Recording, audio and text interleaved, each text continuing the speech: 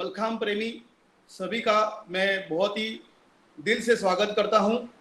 आज हम कुछ नया करने की कोशिश करने वाले हैं।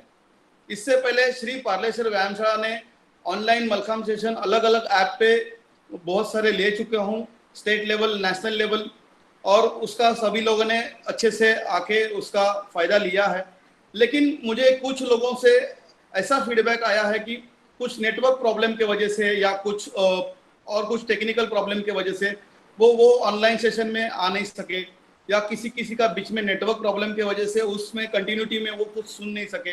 तो वो चीज़ जो आज आने वाले मान्यवर है वो बोलते समय वो कंटिन्यूटी वो सुन नहीं पाते। तो जो तरह का नॉलेज उनको लेना चाहिए, जिस तरह की माहिती उनको मिलनी चाहिए, वो माहिती या वो नॉलेज या उस तरह से उन लोग को जानकारी वो नहीं प्राप्त कर पाते। इस वजह से हम लोग ये टाइम श्री पार्लेश्वर व्यायामशाला यूट्यूब चैनल के ऊपर लाइव करने वाले हैं और वो कर रहे हैं ये सेशन। और पार्लेश्वर व्यायामशाला ने इस टाइम मलखाम कट्टा इस तरह से एक कट्टा निर्माण किया है, और उस कट्टा के ऊपर आने वाला एक व्यक्ति नहीं रहेगा, तो एक से ज्यादा अनुभवी मलखाम के लोग रहेंगे, कोचेस रहेंगे, जजेस रहेंगे। तो वो लोग एक साथ आके मलखाम कट्टा के ऊपर चर्चा करने वाले हैं। बहुत ही महत्व है कि चर्चा करने वाले हैं, कोई भी डिबेट नहीं होने वाली है, कोई भी विवाद नहीं होने वाला है। शायद सभी मान्यवरों को मेरा एक ही सवाल होगा, और उस सवाल के ऊपर हर एक मान्यवर अपने अपने अनुभव के हिसाब से, अपने अपने नजरिए के हिसाब से अपना अपना आंसर या उत्तर देने वाला है। हर एक मलखाम प्रेमी का खुद का रिस्पॉन्सिबिलिटी है कि हम लोग को कौन सा आंसर ग्रहण करें। तो मैं सबको विनंती करता हूं कि ये मलखाम कट्टा पे सबका मेरा दिल से स्वागत है। श्री पार्लेश्वर व्यायामशाला टीम ये टाइम यूट्यूब चैनल सभी मलखाम प्रेमी को लेके आ रहा है। इस मलखाम कट्टा का जो हमारा लोगो है, वो लोगो के बारे में आपको जानकारी देना चाहूंगा। मलखाम का खेल की प्रगति और उसका विकास ये हमारा पहला उद्देश्य है। तो युवा पीढ़ी का योग्य तरह से मार्गदर्शन और योग्य दिशा देने की कोशिश हम इस मलखाम कट्टा के माध्यम से करने वाले हैं। जो हमारा मलखाम कट्टा का जो लोगो में आपको इस टाइम जो दिखा रहे हैं हम लोग, इस मलखाम कट्टा का लोगो सब देख रहे हैं कि इसमें हम लोग को एक बहुत सारा बड़ा सा स्पीकर दिख रहा है, माइक दिख रहा है, जिस माध्यम पे वो स्टैंड पे खड़ा है। तो हर एक जन इस माइक के माध्यम से अपनी बात आपकी तरफ रखने वाले हैं। इसी साथ एक मलखाम कट्टा के नाम के ऊपर अच्छे से खड़ा है, और उस मलखाम के पीछे एक अच्छे सा सूरज अपने किरणों के साथ प्रकाशित हो रहा है, जो पूरे देश में जिस तरह से अपना सूरज अपना प्रकाश फैलाता है, इसी तरह मलखाम कट्टा के माध्यम से, यूट्यूब चैनल के माध्यम से नॉलेज ज़्यादा से ज़्यादा लोगों की तरफ लेके जाने के लिए ये कोशिश है। और एक देखते रहेंगे कि यहाँ मलखाम के ऊपर हम लोग एक वाईफाई का चिन्ह लगाया है, जो हम लोग ब्रॉडकास्ट करने वाले हैं ऑनलाइन, क्योंकि ये सब चीज़ हम लोग अभी फिलहाल जो कठिनाई हमारे ऊपर आई है उस तरह से हम लोग सब चीज़ ऑनलाइन और यूट्यूब चैनल और अलग अलग ऐप के ऊपर कर रहे हैं। तो ये जो 3 चिन्ह है, ये शंकर भगवान की जो पिंडी है उसका स्वरूप हम लोग को दिखाई दे रहा है कि जो शिव शंकर जी है, उनका जो ऊपर फोरहेड पे, माथे पे जो भस्म लगाया जाता है, उसका वो प्रतीक हम लोग को दिखाई जा रहा है। ये मेरा नजरिया है इस लोगों की तरफ। और जिस तरह से भगवान शंकर को जो बहुत ही महान है, जिनकी पूजा की जाती है, उनको तीसरी आंख दी गई है, इसी तरह से इस मलखाम कट्टे के माध्यम से मैं सभी मलखाम प्रेमी को एक अच्छा विजन देने की कोशिश करने वाला हूँ। ये इस तरह से ही लोगो है, और ये लोगो हमें इस यूट्यूब चैनल पे ये आज के मलखाम कट्टा के पहले सत्र में लॉन्च कर रहा हूँ। तो ज़्यादा से ज़्यादा ये लोगो सबकी तरफ जल्दी से जल्दी पहुँच जाएगा, ताकि जो मेरी संकल्पना है या मेरे जो पार्लेश्वर क्लब की व्यायामशाला की जो संकल्पना है, ज़्यादा से ज़्यादा लोगों के पास पहुँचे। मैं अभी हमारे यहाँ उपस्थित बहुत सीनियर अपने अनुभवी सुजीत शेड़गे सर, जो मलखाम फेडरेशन ऑफ इंडिया के सेक्रेटरी रह चुके हैं, उसी तरह मलखाम हौशी महाराष्ट्र हौशी मलखाम संगठन के भी सचिव रह चुके हैं। उनको विनंती करता हूं कि वो मलखाम कट्टा जो हम लोग जिस तरह से बात करें, इसके बारे में उनकी राय जानना चाहते हैं कि उनका नजरिया क्या है कि मलखाम कट्टा ये कंसेप्ट उनको कैसी लगी। सुजीत सर। धन्यवाद गणेश। मैं आपके इस चैनल में सभी लोगों का सहर्ष स्वागत करता हूं। मल्लखांब कट्टा ये अपने आप में एक ग्रुप दर्शाता है। जो ग्रुप एक ऐसी सोच है कि जिस वक्त जो कठिन समय से हम गुजर रहे हैं कोरोना की वजह से, तो हम लोग कहीं कंपटीशन में नहीं जा रहे हैं, कहीं प्रैक्टिस नहीं कर पा रहे हैं, तो बच्चों के साथ जुड़ाव नहीं है। तो इसके मुताबिक अगर देखें तो ये एक ऐसा माध्यम है अपना मल्लखांब कट्टा, जिसकी वजह से हम लोग जुड़े रह सकते हैं, एक दूसरे का नॉलेज शेयर कर सकते हैं एक दूसरे के साथ, और अपना नॉलेज बढ़ा के मल्लखांब को एक दिशा देकर, अपने आप में एक दिशा देकर उसको एक अलग से ऊंचाई पर ले जा सकते हैं। अंतर्राष्ट्रीय माध्यम पर हम उसे पहुंचाना चाहते हैं, और उसके लिए जो काम करना है वो किसी अकेले का काम नहीं है, ऐसा मेरी सोच है। जो हम सब ने मिलकर करना चाहिए, वो क्या करना है, कैसे करना है, इसके बारे में जो इसमें एक्सपर्ट्स जो है वो अपनी अपनी राय देंगे और सब लोग जुड़े रहेंगे। मेरी राय ये है कि ये बहुत अच्छा माध्यम है कि हम सब की जो हमारे आगे काम करने वाले हैं उनके लिए भी ये बहुत अच्छा साबित होगा, एक आदर्श रहेगा उनके सामने कि काम कैसे किया जाता है। कोई भी अगर सामने अपने कठिनाइयाँ आती है तो उसमें से रास्ता कैसे निकालते हैं। ये मल्लखांब कट्टा तो एक अनोखी कड़ी है इसकी, और ये सभी लोगों को भाएगी ऐसा मुझे लगता है। धन्यवाद सर। आपके ये सच्ची में अमोल बोल हमारे पूरे पार्लेश्वर व्यायामशाला के पूरे टीम को बहुत ही मोटिवेट कर रही है, और हम लोग सब मोटिवेट हो चुके हैं। मैं अभी हमारे सीधा जो हमारा मल्लखांब कट्टा का जो आज का सेशन है उसको हम लोग शुरुआत कर रहे हैं। तो मैं सबसे पहले सबको अभी आज के जो 3 अतिथिगण हैं उनके बारे में जानकारी देना चाहूँगा। हमारे आज के अतिथिगण में सबसे पहले है श्रेयस मस्कर सर, जो महाराष्ट्र हौशी मल्लखांब संगठन के सचिव है, और उनके पास इतना बहुत अच्छा अनुभव है।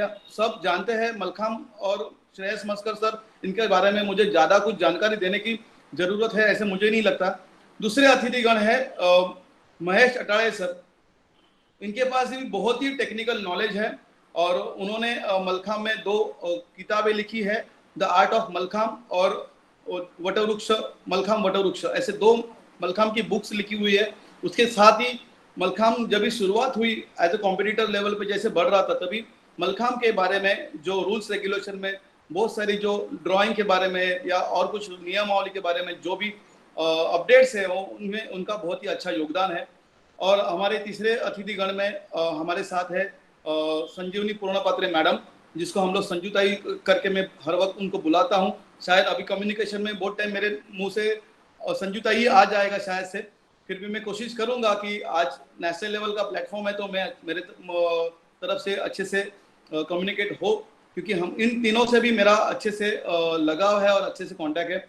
संजीवनी पूर्णपात्रे के बारे में बताऊंगा तो जब से मैं खेल रहा हूँ तब से संजीवनी पूर्णपात्रे को मैं एज ए सुपीरियर जज करके ही देखा हूँ। खुद अच्छे से खेली हुई है मल्लखांब में, और उसी तरह से नेशनल जज है, और बहुत ही अच्छा अचीवमेंट बताना चाहूँगा कि रिदमिक जिम्नास्टिक में वो खुद इंटरनेशनल रेफरी है। बहुत सारे इंटरनेशनल में वो एज अ भारत की जज करके इंटरनेशनल रेफरी करके उन्होंने प्रतिनिधित्व भारत की तरफ से किया हुआ है, वो हमें बहुत ही गर्व है। तो ऐसे बहुत ही अच्छे मान्यवरों का हम लोग को आज योगदान मिला है कि वो उनके साथ हम लोग बातचीत कर सकते हैं। सर, मैं सबको आज विनंती करूंगा कि आज मैं तो बीच में एक माध्यम रहूंगा कि आपको कुछ क्वेश्चन मेरे माध्यम से पूछने की कोशिश करूंगा। एक्चुअली तुम तीनों भी इतने अनुभवी लोग हैं, जैसे बोलते हैं ना कि 3 शेरों के सामने एक बकरी को डाल दिया तो कैसी हालत हो जाएगी, उस तरह से मेरी आज हालत है।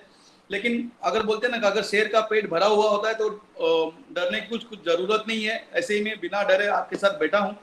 लेकिन आज मैं क्वेश्चन तो पूछूंगा, लेकिन आप भी आज एक दूसरे को बीच बीच में कोई भी क्वेश्चन पूछ सकते हैं। वो क्वेश्चन हम लोग लास्ट में रखेंगे, क्योंकि ये मल्लखांब कट्टा है, यहाँ पे कुछ रिस्ट्रिक्शन नहीं है, कुछ रूल्स नहीं है। तो मैं सबसे पहले श्रेयस मस्कर सर को क्वेश्चन पूछना चाहूंगा कि जब भी आप कॉम्पिटिशन्स खेलते थे या आप कंपटीशन में जाते थे, तभी का एटमॉस्फेयर किस तरह का रहता था और कैसे कंपटीशन होती थी? कंपटीशन के टाइम, मतलब जब मैं कंपटीशन खेलता था तभी बहुत स्पर्धा, बहुत हेल्दी स्पर्धा होती थी। बहुत कम खिलाड़ी रहते थे, लेकिन हर एक खिलाड़ी का कोच, हर एक खिलाड़ी का शिक्षक दूसरे खिलाड़ी के शिक्षक के साथ इतना घुल मिल जाता था कि साल भर हम एक दूसरे से जुड़े रहते थे। और कंपटीशन के टाइम ही बहुत सारे चीजों का टेक्निकली डिस्कशन होता था। और अभी तो मालूम नहीं, लेकिन आज चौपाल पे बैठे कट्टा, मतलब अपन चौपाल बोल सकते हैं। और भारतीय संस्कृति में चौपाल का बहुत बड़ा महत्व है, इसलिए मैं इतनी सुविधा लेता हूँ कि आज शाम के टाइम सब टीचर्स बैठ के अपने अपने बच्चों के टेक्निकल नॉलेज के बारे में, टेक्निकल हाव नाउ के बारे में एक दूसरे से डिस्कशन करते हुए कम दिखते हैं, और गॉसिपिंग ज्यादा होता है। इसके वजह से उस टाइम बहुत सारे ऐसे एलिमेंट्स है जो एलिमेंट्स आज अपने को दिखाई नहीं देते। बहुत टिपिकल एलिमेंट्स आज कंपटीशन में दिख रहे हैं, और इसकी वजह है कि ये चौपाल, जो ये कट्टा, ये मराठी में जो कट्टा बोलते हैं उसको चौपाल बोलते हैं हिंदी में। तो ये चौपाल हर एक कंपटीशन के टाइम हमारा जैसे लगता था, हमारे टाइम पे जैसा लगता था, वैसा लगना जरूरी है। और ये चौपाल आपने शुरू किया है, इसके लिए आपको बहुत बहुत धन्यवाद। धन्यवाद सर, आपने मेरा मनोबल तो बढ़ा ही रहे है, और मुझे आपके माध्यम से ही पता चला कि कट्टा को चौपाल बोलते हैं। मेरे तो बोलता हूँ कि कट्टा, सब जगह पे कट्टा ही बोलते रहेंगे, लेकिन सर मेरी जानकारी ऐसे हर एक चीज चौपाल के आकर ऊपर आके ही डिसाइड होती थी। पहले लोग तो कुछ मीटिंग या ऐसे कुछ कॉन्फ्रेंस रूम नहीं रहती थी, आओ कट्टे पे आके बात करेंगे, चाय पियेंगे, और वहां पे बहुत सारे बड़ी बड़ी डिसीजंस हो चुकी है देश के लिए, बहुत सारे हमारे क्रांति के लिए हो चुकी है। ऐसी क्रांति इस चौपाल के ऊपर या इस कट्टा के ऊपर हम लोग मलखाम के खेल के लिए हम लोग कुछ करने की कोशिश करेंगे। संजीवनी पूर्णपत्रे मैडम, आपको यही क्वेश्चन में पूछना चाहता हूँ कि आप थोड़े से श्रेय सर से जूनियर है, लेकिन आपके वक्त भी कंपटीशन किस तरह से होती थी? चाहूंगी कि मैं खुद बहुत कॉम्पिटिशन्स नहीं खेली हूँ। मैं जिस जमाने में केन मलखाम, तभी वेट मलखाम बोलते थे, वो करते थे, तो हमारे इंटर क्लब टूर्नामेंट ही होते थे, अपने अपने क्लब के अंदर ही जो टूर्नामेंट्स होते थे उतने ही खेल चुकी हूँ। जब से पहली नेशनल मलखाम प्रतियोगिता हुई है गर्ल्स के लिए, रोप मलखाम के लिए, तब से मैं जज ही हूँ। तो मेरा हिसाब जो है, मेरा अनुभव जो है, जो जज और कोच करके ही ज्यादा है, क्योंकि तब मैंने ऑलरेडी गेम छोड़ चुका था जब फर्स्ट नेशनल गर्ल्स के लिए हो गया था। तो मुझे अभी तो और ही आपकी तरफ से रिस्पेक्ट बढ़ गया, क्योंकि जब भी हम लोग ने सिर्फ सुना था कि एक केन मलखाम होता था, जो हम लोग वेट मलखाम बोलते हैं, जो शायद हम लोगों ने एक दो बार करने की कोशिश किया, लेकिन बहुत लगता था, इसलिए ज्यादा कुछ हम लोग उसके ऊपर कभी कभी रुचि नहीं हुई। लेकिन मैंने तो सुन के बहुत ताज्जुब हो चुका कि जब से कंपटीशन स्टार्ट हुआ तब से आप जजिंग करती थी, और मैं खुद को खुश बोलते हैं ना कि नसीबवान समझता हूँ कि हमारे सेट के लिए भी आप जजिंग के लिए बैठती थी, कि आपका जो अनुभव था, कभी भी आपके पैनल में कभी कुछ ज्यादा डिस्कशन मैंने देखा नहीं है। महेश अटाले सर है, महेश अटाले सर को मैं विनंती करूंगा कि आपने भी कॉम्पिटिशन खेला है और अच्छे लेवल पे आप competition national level, all India level पे खेले हुए हैं, तो आपके टाइम में कॉम्पिटिशन आप किस तरह से एंजॉय करते थे, किस तरह से कॉम्पिटिशन था? गणेश, कंपटीशन से पहले मैं एक बात कहना चाहूंगा कि मलखम, जो मेरी मलखम की जो शुरुआत हुई है ना, उसमें कंपटीशन बहुत लेट शुरू किया। मैं लगभग 18 साल का था और बहुत सारा मलखम सीखा था, और उसमें कंपटीशन बिल्कुल नहीं था। तो बिना कंपटीशन का मलखम जो है, ट्रेडिशनल मलखम है, वो सीखने का सौभाग्य मुझे मिला था मेरे पिताजी से।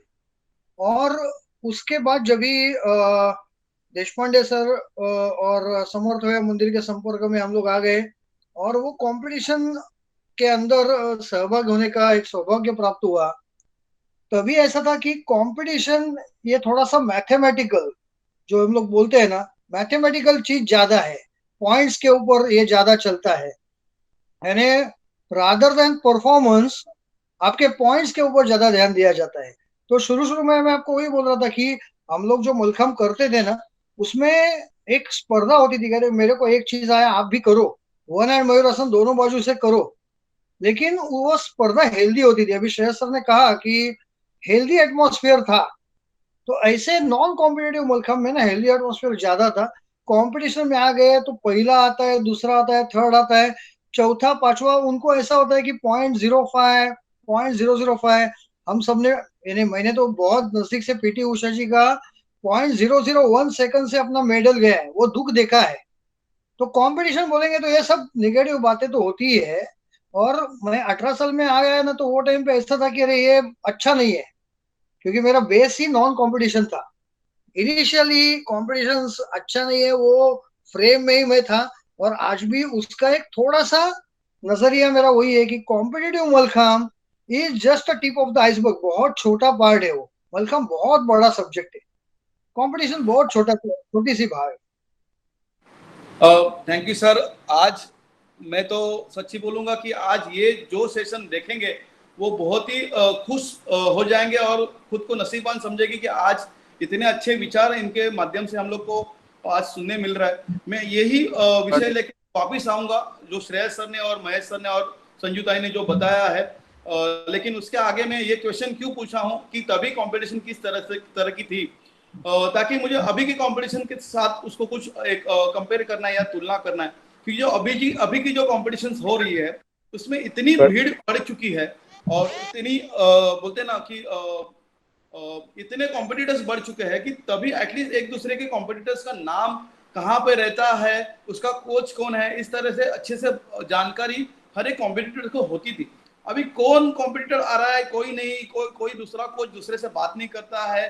शायद जजेस ने एक दूसरे से बात किया तो आप तीनों को क्या लगता है कि एक दूसरे से ऐसी जान पहचान या एक दूसरे कोच को एक दूसरे से इंटरेक्शन करना कितना जरूरी है? मैं ये क्वेश्चन संजू ताई को पूछना चाहूंगा। See, I think this is very obvious. When the family is small, integration is more. But when family is growing, this is going to happen only that nobody knows each other. हम लोग सबको नहीं पहचान पाते हैं, जो पुराने हैं, जो हमारे जमाने के थे, उनसे ही हम बातचीत कर पाएंगे जब हम कॉम्पिटिशन के ग्राउंड पे आएंगे। तो ये तो होगा, हम ही चाहते हैं ना कि ज्यादा से ज्यादा पब्लिसिटी हो जाए, ज्यादा से ज्यादा जिलों में या राज्यों में मलखम चला जाए, ज्यादा पार्टिसिपेंट्स आ जाए। तो ये तो होना ही है। सब जब भी नंबर बढ़ता है तो सभी लोग एक दूसरे से इंटरेक्शंस नहीं कर पाएंगे।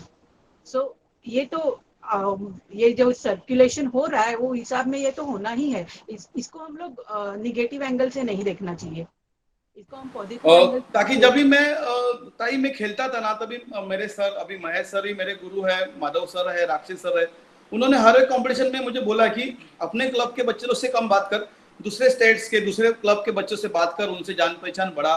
और उससे क्या होता है कि एक दूसरे की प्रैक्टिस मेथड समझ में आती है। चलो शायद बच्चे एक दूसरे से बात करने को शायद उनको उतना वक्त नहीं मिलता होगा, लेकिन ये कोचेस मुझे लगता है कहाँ पे एक दूसरे से इंटरेक्शन अगर करे तो उस तरह से जो मुझे आज अपना जो मेन उद्देश्य है मलखम का विकास और प्रगति जो बढ़ना चाहिए, तो उसमें शायद मुझे लगता है ये मेरा नजरिया है।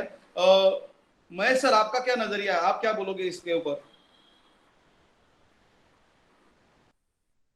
गणेश, मुझे याद है कि हम लोग जब भी खेलते थे या हम लोग जब भी मेरे बच्चे जब भी स्टूडेंट्स जब भी खेलने लगे ना, एट दैट टाइम स्पर्धा पूरे दिन में चलती थी, रात में चलती थी। और उसके बाद हम लोग जैसे कट्टे पे है ना, ऐसे हम लोग सभी कोचेस एक दूसरे के साथ मिलके डिस्कशंस होते थे। कोचेस जजेस, क्योंकि जजेस भी कोचेस ही होते हैं, तो वो डिस्कशन ना होता ही था। दैट डिस्कशन अभी क्या होता है, अभी कंपटीशन का शेड्यूल, मैं मेरे हिसाब से पिछले 3 4 5 साल में कंपटीशन का शेड्यूल मैंने नजदीक से देखा नहीं है क्या होता है। पर इंटरेक्शन, जैसे संजोदय ने अभी एक पॉइंट निकाला है कि ये टाइम टाइम बाउंड है, these are the time bound things, when you grow up, जैसे आप आगे जाते हैं वैसे कुछ चीजें बदलती है। ऐसे ये बदल रहा है नजरिया। फिर भी मुझे ऐसा लगता है ना कि जब भी एक जजेस, जब भी ये टीचर्स, जब भी ये कोचेस, ये एक दूसरे के साथ डिस्कस करेंगे, तो ही थोड़ा सा ये घुल मिल जाएंगे ना, तो ही यूनिफॉर्मिटी आएगी। नहीं तो मुझे एक चीज ऐसी है कि मुझे यही अच्छा लगता है, मैं यही करूंगा, फिर दूसरे कंपटीशन में उसको अच्छा लगता है वैसे ही करेगा, फिर वो डिस्क्रिमिनेंसी यानी जो हम लोग बोलते हैं ना, भेदभाव ज्यादा हो जाएगा। वो भेदभाव ना हो, उसके लिए घुल मिल जाना जो है ना टीचर्स का, जजेस का, वो बहुत आवश्यक है। Thank you sir.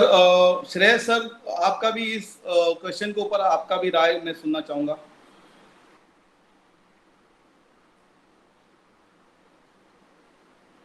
सवाल का जवाब देने से पहले एक थोड़ा सा हिस्ट्री में जाना चाहूंगा कि जब मलखाम के कंपटीशन शुरू हुए उसके पहले मेले लगते थे। मतलब मुझे याद है, मैं 2-3 मेलों में भाग ले चुका हूँ। यहाँ मुंबई मराठी मुंबई शारीरिक शिक्षण में भी लगते थे। उसके पहले बहुत साल से मेले लगते थे। मेले मतलब हर एक संघ वहां आता था, अपना अपना प्रदर्शन करता था और वैसे ही प्रदर्शन चलता था। और ये प्रदर्शन चलते हुए उसके लिए जो नियम जो बनाए थे, वैद्य करमरकर जो थे, उन्होंने कुछ नियम बनाए थे, उसके हिसाब से वो चलता था और वो मेला रखता था। और वो मेले का रूपांतर जब कंपटीशन में गया, मतलब एक थोड़ा सा उसको प्रोफेशनलाइज हुआ, तो ये प्रोफेशनलाइज होने के वजह से जो उसके फायदे जैसे नुकसान जो है वो एक दूसरे से हम लोग डिटैच होते गए। वो कंपटीशन एक उत्सव है, एक मेला है, ऐसे जब तक हम लोग नहीं समझेंगे तब तक ये दूरियां आएंगी। हर एक कोच ने अपना प्रोफेशनलशिप चालू किया है, वो प्रोफेशनलशिप के वजह से ये दूरियां बढ़ी है, ऐसी मेरी राय है। समझो वो एमेच्योर, मतलब अभी क्या हो गया है, मेरा बच्चा, मेरा संघ ये कर रहा है, वो कर रहा है, इस तरह से। और उसके वजह से मेरा थोड़ा सा मैं ये करूंगा कि उसके वजह से मेरा आर्थिक गणित बनता है। मेरे संघ मेरे क्लब के मेंबरशिप उसके ऊपर रहते हैं, मेरे रिजल्ट के ऊपर मेरे क्लब की मेंबरशिप रहती है। ये सब वजह से, बहुत कटथ्रोट कंपटीशन की वजह से, एक दूसरे से बात करना क्या, एक दूसरे से हंस के देखने के लिए भी लोग इतर आते हैं। ऐसे इसके लिए एक एमेच्योर, इस जब तक हम लोग एमेच्योर है तब तक ये मेले बनते रहेंगे, जब तक हम प्रोफेशनल हो जाएंगे ये मेले खत्म होते जाएंगे। सही बात है सर। मैं तो अभी सोच रहा हूँ कि अभी ये जब भी वीडियो बनेगा यूट्यूब पे जाएगा तो मुझे ये 2-3 बार सुनना पड़ेगा, तभी मैं ये तुम्हारे इतने अच्छे अच्छे विचार को ग्रहण करके अच्छे अपने मन में रख सकता हूँ। और सर ये तो सही बात है, आप तीनों ने भी अपना अभिप्राय रखा है, लेकिन बड़े बड़े खेलों में मैंने देखा हुआ, ये मेरा खुद का अनुभव है, जैसे सचिन तेंदुलकर अपना भारतीय बेस्ट क्रिकेटर था, लेकिन वो अपने हॉलीडेज में अपने फैमिली को लेकर ऑस्ट्रेलिया में किसी क्रिकेटर के पास गए या साउथ अफ्रीका के पास गए या लारा के पास गए। ऐसे ही वो लोग एक क्रिकेटर भी भले ही वो दूसरे टीम के रहे, लेकिन एक दूसरे के पास आते जाते रहते, एक दूसरे के पास कांटेक्ट रखते थे। कॉम्पिटिटर अपने जगह पे जब भी कंपटीशन हो, लेकिन एक दूसरे के साथ अगर कॉम्पिटिटर्स या कोचेस अगर बोलते ना खेल मिल के अगर बात करें, एक दूसरे के विचार एक दूसरे के पास बांटे, तो मुझे लगता है कि जिस तरह से ग्रोथ हमारी मलखाम की हो रही है उसको थोड़ा सा स्पीड मिलेगा। यही मेरे इस क्वेश्चन का ऊपर पूछने का मेन उद्देश्य था। मैं जब भी आप तीनों ने भी कोचिंग स्टार्ट किया तभी मुझे ऐसा लगता है कि तुम तीनों भी अच्छे से यंग थे, तुम तीनों भी अच्छे फिट थे, शायद तभी आप अच्छे से मलखाम भी करते थे, तो तभी आप सिखाते थे, तभी आप बच्चों को भी करके दिखाते थे महेश सर। गणेश, मैंने काफी लेट, जैसे मैंने कहा, कॉम्पिटिटिव मलखम्ब शुरू किया। मैं 18-19 साल का था और 20-21 साल में ही मैंने सिखाना शुरू किया। मेरा कॉम्पिटिटिव करियर कुछ ज्यादा नहीं है। और वो टाइम पे ऐसा था कि आ, हम लोग दिखाते थे, दिखाना ही पड़ता था बहुत बार। और दूसरी बात ऐसी है ना कि आपको भी याद होगा कि जब भी इंडिपेंडेंट सिखाना चालू किया था, तभी ऐसा था ना कि बहुत सारे जो नए नए एलिमेंट है वो हम लोग के दिमाग में थे, पर हम लोग कर नहीं पाते थे, वो हम लोग दिखा नहीं पाते थे।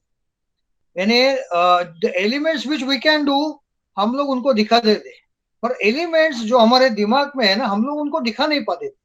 तो वो एक था, यानी हर एक चीज हम लोग दिखाते थे ऐसे भी नहीं है, पर डेफिनेटली बेसिक ही दिखाते थे ऐसे भी नहीं है।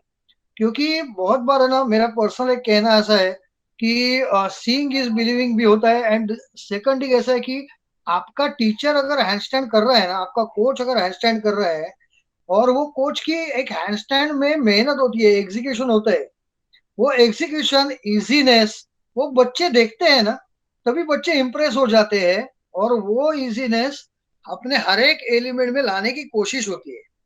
यानी हम लोग, अभी आपने सचिन तेंदुलकर का एग्जांपल दिया, सचिन तेंदुलकर का जो स्ट्रेट ड्राइव होता था, वो स्ट्रेट ड्राइव का जो इजीनेस है ना, वो इजीनेस प्रैक्टिस से ही आता है बहुत बार।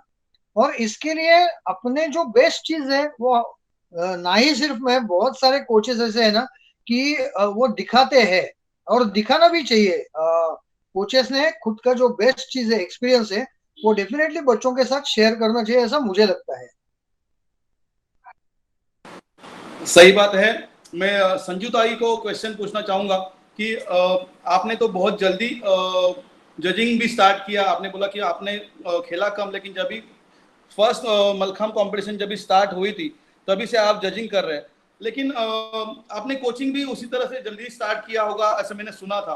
तो आपके वक्त में पठान सर रहते थे, बाम सर रहते थे, गुर्जर सर रहते थे, जो इंटरनेशनल कोचेस रह चुके हैं। तभी आपने, आपके ऊपर उनका क्या इफेक्ट हुआ कि वो तभी सिखा रहे थे, तभी आपने उनसे क्या सिखाया, आपके ऊपर क्या उसका परिणाम हुआ? ये आपको एक क्वेश्चन है। और अभी आप के नजर में ऐसे कौन से ऐसे कोचेस है जो आपको लगता है that is the ideal coaches? बोलते हैं ना कि अभी जो जो चल रहा है उसमें ट्रेंड में ये कोचेस अच्छे से सिखा रहे हैं, उनको फॉलो करना चाहिए। क्योंकि तभी ये क्वेश्चन क्यों पूछो, तभी कोचेस लोग की बोलते संख्या कम रहती थी, बहुत गिने चुने कोच रहते थे, लेकिन अभी कोचेस बहुत बढ़ चुके हैं। तो आपको यही क्वेश्चन पूछना चाहता हूँ कि पठान सर, माम सर, गुर्जर सर, इनका आपके ऊपर क्या परिणाम हुआ? वो सब हमारे लिए जो लाइक आइडॉल थे, वो लोग सिखाते थे, हम उनको देख देख के हम सिखाना सीख गए। उनसे भी ज्यादा मैं तो खुद देश पांडे सर को सिखाते हुए देख के ही सीख गई हूँ कि कैसे सिखाना चाहिए। तो देश पांडे सर हमको योगा सिखाते थे, थोड़ा बहुत मलखाम, थोड़ा बहुत जिम्नास्टिक्स, ऐसा सब टोटल फिटनेस वाला पैकेज होता था तभी। पर वो सब सिखाने के टाइम पे बेसिक कैसे सिखाना है, विजुअलाइज कैसे करना है बच्चों को, ताकि वो मूवमेंट बराबर जान जाए, वो सब जो सीखा है वो पहले देश पांडे सर से सीखा है। फिर आपको किसी को नाम नहीं पता होगा, डॉक्टर धनगौरी शेरे करके थे जो मेरे कोच थे। मतलब लाइक मैं देश पांडे सर के क्लास में नहीं थी, मैं छोटी आई तो उनके क्लास में आई थी। तो वो जो हम उनको दीदी कहते थे समर्थ व्यायाम मंदिर में, she was my coach and she was also very good coach. मतलब बच्चों को प्यार से कैसे आगे लेके जाए, मोटिवेट कैसे करे, कैसे सिखाए, वो उनसे सीखा है मैंने। फिर नीता ताई है, आप जानते हो नीता तट के, तो वो साइकोलॉजिस्ट ही है। तो उनको बूस्ट करना बहुत अच्छी तरह से आता है, उनको बेसिक मूवमेंट्स के लिए कैसे सिखाया जाए, तोड़ तोड़ के स्टेप्स करके कैसे सिखाया जाए, ये बहुत अच्छी तरह से आता है। तो उनसे मैं ज्यादा सीखी हूँ समर्थ व्यायाम मंदिर से। फिर समर्थ व्यायाम मंदिर के बाहर जाने के बाद मैंने ये सीखा कि हर एक आदमी में, हर एक कोच में कुछ ना कुछ अच्छी चीजें जरूर होती है, और वो हमने उठानी चाहिए। वो तो मैं आज तक सीखती हूँ। मेरे जूनियर कोचेस जो है, हर एक जूनियर कोच में भी कुछ ना कुछ अच्छी ख्वाबी होती है जो मैं मेरे अपने में लाना आज तक ट्राई कर रही हूँ। मतलब वो तो सीखने का प्रोसीजर चलता ही रहेगा। थैंक यू संजू ताई। मैं अभी कोशिश कर रहा हूँ कि तीनों को कुछ अलग अलग क्वेश्चन पूछने की मेरा प्रयत्न रहेगा। मैं श्रेयस सर को क्वेश्चन पूछना चाहूंगा कि जिस तरह से एक कोच रहता था और उसके पीछे बहुत सारी ऐसे अच्छे खिलाड़ियों की बहुत बड़ी लाइनअप रहती थी कि एक कोच और उसके पीछे बहुत सारे अच्छे खिलाड़ी, लेकिन अभी ऐसे दिखाई दे रहा कि एक खिलाड़ी अच्छा है लेकिन उसके पीछे चार चार पांच पांच कोचेस की लाइन लगी हुई होती है। मतलब कोच, खिलाड़ी एक ही रहता है लेकिन उसके पीछे तीन तीन चार चार कोचेस होता है, तो पता नहीं चलता है कि इसका एक्चुअली कोच कौन है और कौन से कोच को फॉलो करना चाहिए। तो अभी की जो पद्धति चल रही है, तो आपके नजरिए से उसका क्या आप विश्लेषण करेंगे सर? क्योंकि गुरुकुल पद्धति जिस तरह से हमारे भारत देश में चलती थी, कि जिस तरह से गुरु ने बताया हुआ चीज हर एक जूनियर और सब सिखाते थे, उसी तरह से चल रहा है, सिलेबस चल रहा है, लेकिन अभी मेथड चेंज हो गई है। ओरिजिनल एलिमेंट कंपटीशन, हर एक खिलाड़ी को रोबोट की तरह बनाने का, मनी मेकिंग भी थोड़ा सा है इसमें। तो आपका नजरिए से अभी जिस तरह से कोचिंग चल रही है उसके बारे में आप क्या बताओगे?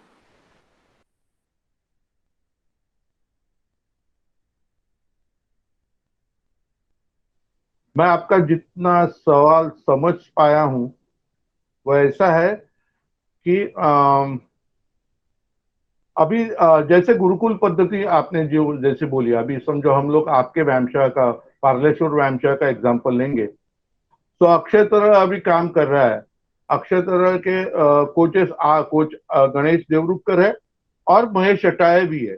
जैसे गुरुकुल परिवार बढ़ते जाएगा वैसे उसके पीछे पीछे कोचेस की संख्या बढ़ती जाएगी, ये नो डाउट। लेकिन आपका सवाल का रुख इस तरफ नहीं है, आपके सवाल का रुख इस तरफ है कि बहुत सारे लोग प्लेयर के ऊपर अपना अपना तजुर्बा डाल के उसको बनाने की कोशिश करते हैं। मेरे नजरिए से too many cook spoil the food. एक ही शिप, एक समझो जहाज को एक ही शिप रहेगा, एक ही शीट रहेगा तो जहाज कहाँ ना कहाँ तो भी पहुंचेगा, गलत जगह नहीं तो सही जगह पे, लेकिन कहाँ तो भी जाएगा। लेकिन एक ही शिप, एक ही नाव को बहुत सारे शीट रहेंगे तो मालूम नहीं वो शीट जहाज कैसे चलेगा। तो मेरे हिसाब से डायरेक्टर बेस्ड एक कोच रहना चाहिए और वो कोच को एक बहुत उसने असिस्टेंस लेने चाहिए कि साइकोलॉजी के लिए किसी से असिस्ट लेगा, डाइटिशियन के लिए किसी से असिस्ट लेगा, फिजिकल ट्रेनिंग के लिए किसी से असिस्ट लेगा, लेकिन इनका सबका दिमाग एक ही कोच से चलना चाहिए ऐसा मुझे लगता है। लेकिन आपने जो सवाल पूछा, जो कंपटीशन में बहुत सारे कोच एक खिलाड़ी के पीछे चलते हैं, तो खेत के साथ कहना पड़ता है कि बहुत सारे लोग कंपटीशन के टाइम मैं उसका कोच हूं ऐसे दिखाने की कोशिश करते हैं। हम लोग समझो वो बच्चे से, वो खिलाड़ी से अकेले में बात करेंगे तो अपने को पता चलता है कि वो खाली कंपटीशन के टाइम ही आगे पीछे कर रहा है। तो ये मेरी राय है। तो आज भी कोई भी खिलाड़ी, कोई भी कंपटीशन रहने दो, एक आदमी उसका कोच रहता है, वो उसको दूसरे के पास भेज के वापस ला सकता है।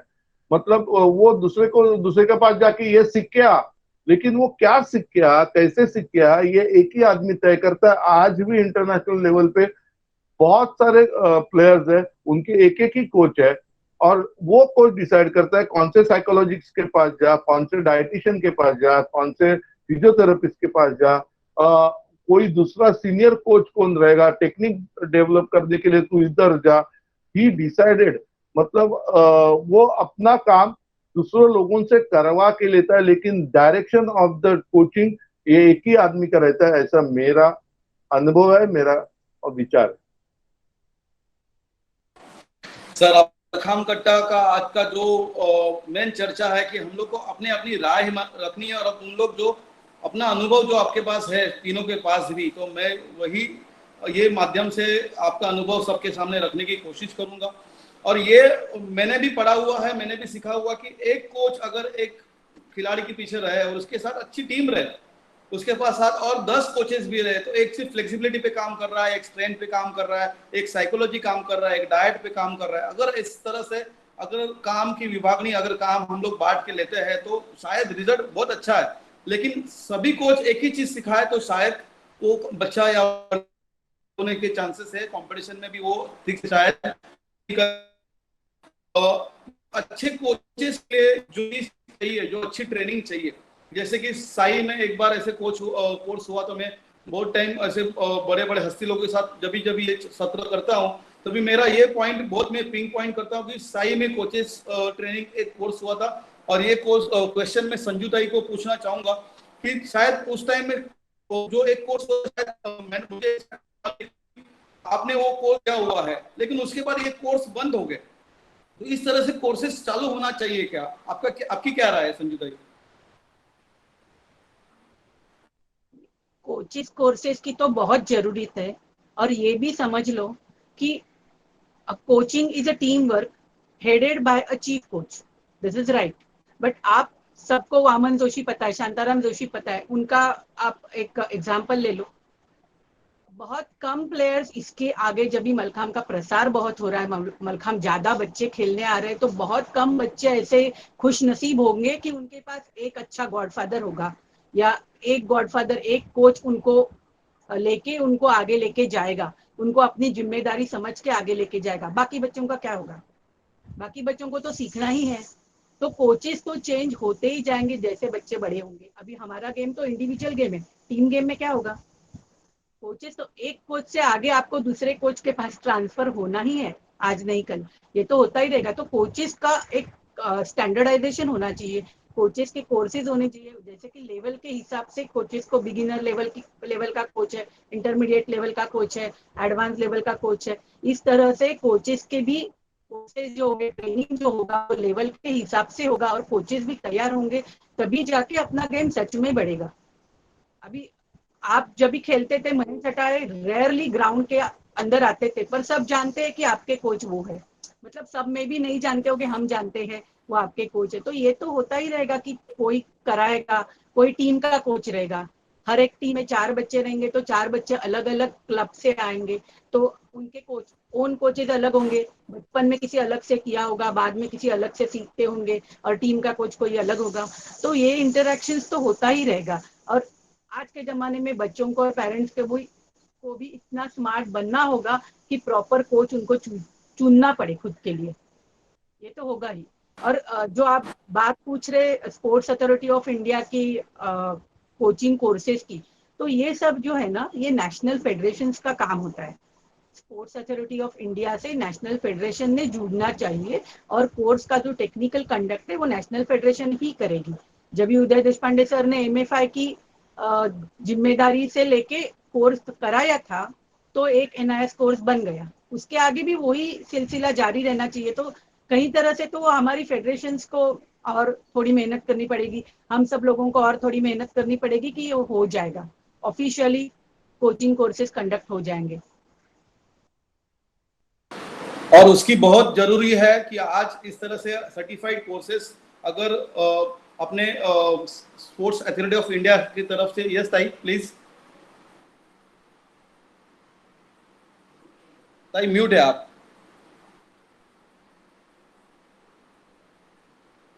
ये लॉकडाउन पीरियड जो चल रहा है, इस लॉकडाउन पीरियड में online coaches courses sports authority of India 22 games के लिए कंडक्ट कर रहे हैं। पूरे महीना, डेढ़ महीना के लिए, 6 वीक्स के लिए कोर्सेस लग गए। 2 घंटे सुबह, 2 घंटे शाम, स्पोर्ट्स साइंस के साथ, उनके स्पोर्ट्स के टेक्निक्स के साथ, जिसमें फॉरेन एक्सपर्ट्स भी आ गए अपने अपने गेम के हिसाब से। जिस गेम में जो भी कंट्री के फॉरेन एक्सपर्ट्स है, वो लोगों ने आके भी उसमें ट्रेनिंग कराया, सेशंस दिया है। ऐसा स्पोर्ट्स अथॉरिटी ऑफ इंडिया का बहुत बड़ा सिलसिला चल रहा है कोचेस को तैयार करने के लिए। Number of coaches also they are ready to increase, they are going on that side, they are increasing contract level coaches. तो इसमें सिर्फ मलखाम को अभी अंदर जाना है, इतनी बात बाकी है। सही बात है, आपने बहुत अच्छी जानकारी दी कि आज इतने कोर्सेस अगर ऑनलाइन हो रहे हैं, तो ये सही में अच्छा समय था। और इस टाइम में अगर ऑनलाइन तो ऑनलाइन, एटलीस्ट कोर्स अगर स्टार्ट होते तो ज़्यादा से ज़्यादा कोच इसमें आके अपना नॉलेज बढ़ा सकते हैं। क्योंकि मैंने भी, मेरा जब भी बीपीएड एमपीएड जब भी मैंने सीखा, तभी एक्चुअली पता चला कि एक्चुअली एनाटॉमी क्या होती है, कौन सा मसल्स किस तरह से स्ट्रेच होता है। बचपन में स्ट्रेचिंग सीखा है, लेकिन एक्चुअली मैं कौन सा मसल स्ट्रेच कर रहा था, ये जब भी मैं सीखा, तभी बच्चों से उसका अच्छे तरह से मैं रिजल्ट निकाल पाया हूँ। और मुझे पता है कि इस मसल की कितनी स्ट्रेंथ है। तो ये अच्छे से टेक्निकल नॉलेज बच्चों को जाना चाहिए। मैं महेश सर को पूछना चाहूँगा कि आजकल के जो कोच है, जो एलिमेंट्स, नए नए एलिमेंट ढूंढ रहे हैं, तो ठीक है, आज की तो ज़रूरत है ओरिजिनल एलिमेंट, नए एलिमेंट, या फिर मेडल लेना है, हम लोग को चैंपियन बनाना है।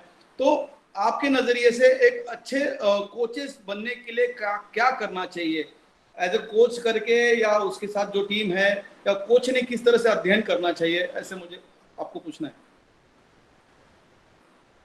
गणेश, मेरे हिसाब से ना मेरा हमेशा संजीवनी जी और श्रेयस सर दोनों से थोड़ा अलग नजरिया रहेगा।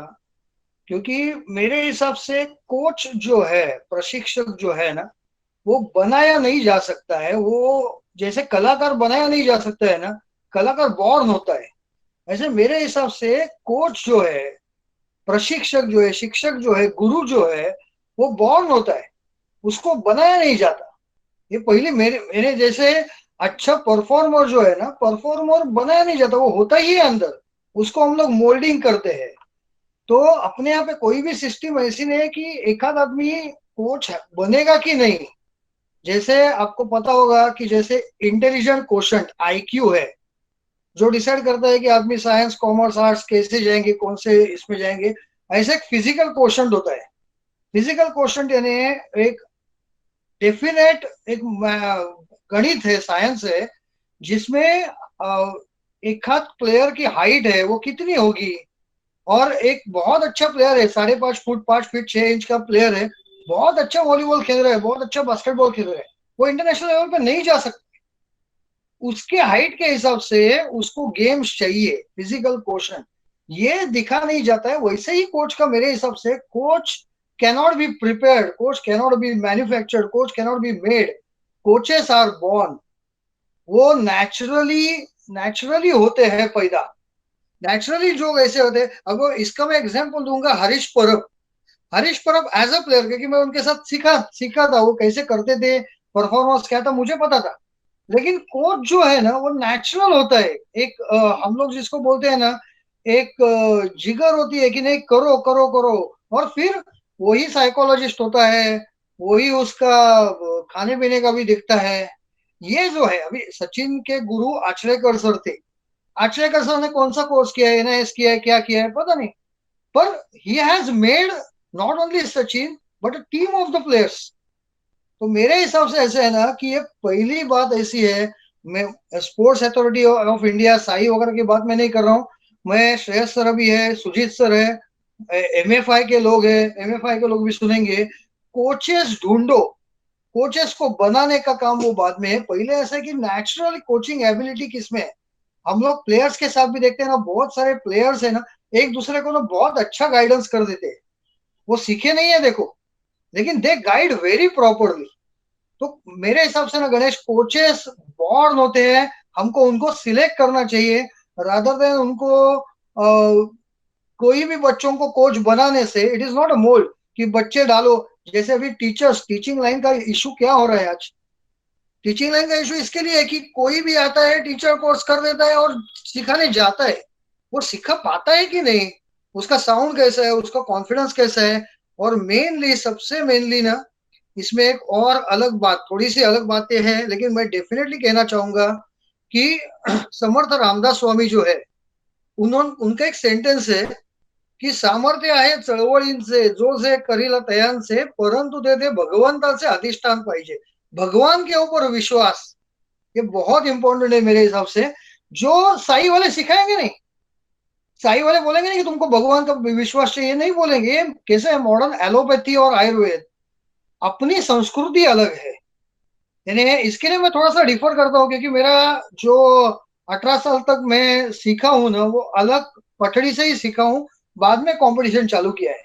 तो competitions are different and coaching is different Ganesh. सही बात है सर। आज तुम सभी अनुभवी लोग हैं, उसके ऊपर मैं मेरा ज्ञान क्या दूंगा, क्योंकि मैं अभी तो बोल रहा हूँ कि मैं तो अभी सीख रहा हूँ, एज ए कोच करके मैं सीख रहा हूँ। लेकिन यस, वो एक आर्ट होती है और नेचुरल होती है। और लेकिन मैं फिर भी चाहूंगा कि आप जैसे अनुभवी लोग, हर एक कोच में क्या गुण है, उसको कौन से गुण की तरफ जाना चाहिए, कौन सी दिशा लेनी चाहिए, अगर उसका भी अगर डायरेक्शन भी मिल जाए तो एटलीस्ट उस राह पे वो चलने को बहुत इजी हो जाएगा। और हमारा जो मेन लक्ष्य है या उद्देश्य है कि मलखाम का विकास, अगर कोचेस, अच्छे कोचेस की संख्या बढ़ेगी तो मलखाम बढ़ेगा। बोलते ना, पढ़ेगा इंडिया तो बढ़ेगा इंडिया, उसी तरह से अगर कोचेस बढ़ेंगे तो मलखाम बढ़ेगा। ये मेरा नजरिया है। मैं फिर भी इस क्वेश्चन को अपने नजरिए से रखने के लिए मैं श्रेयस मस्कर सर को विनंती करूंगा कि आपकी भी राय इसके ऊपर रखने की मैं अनुमति रिक्वेस्ट करता हूं सर।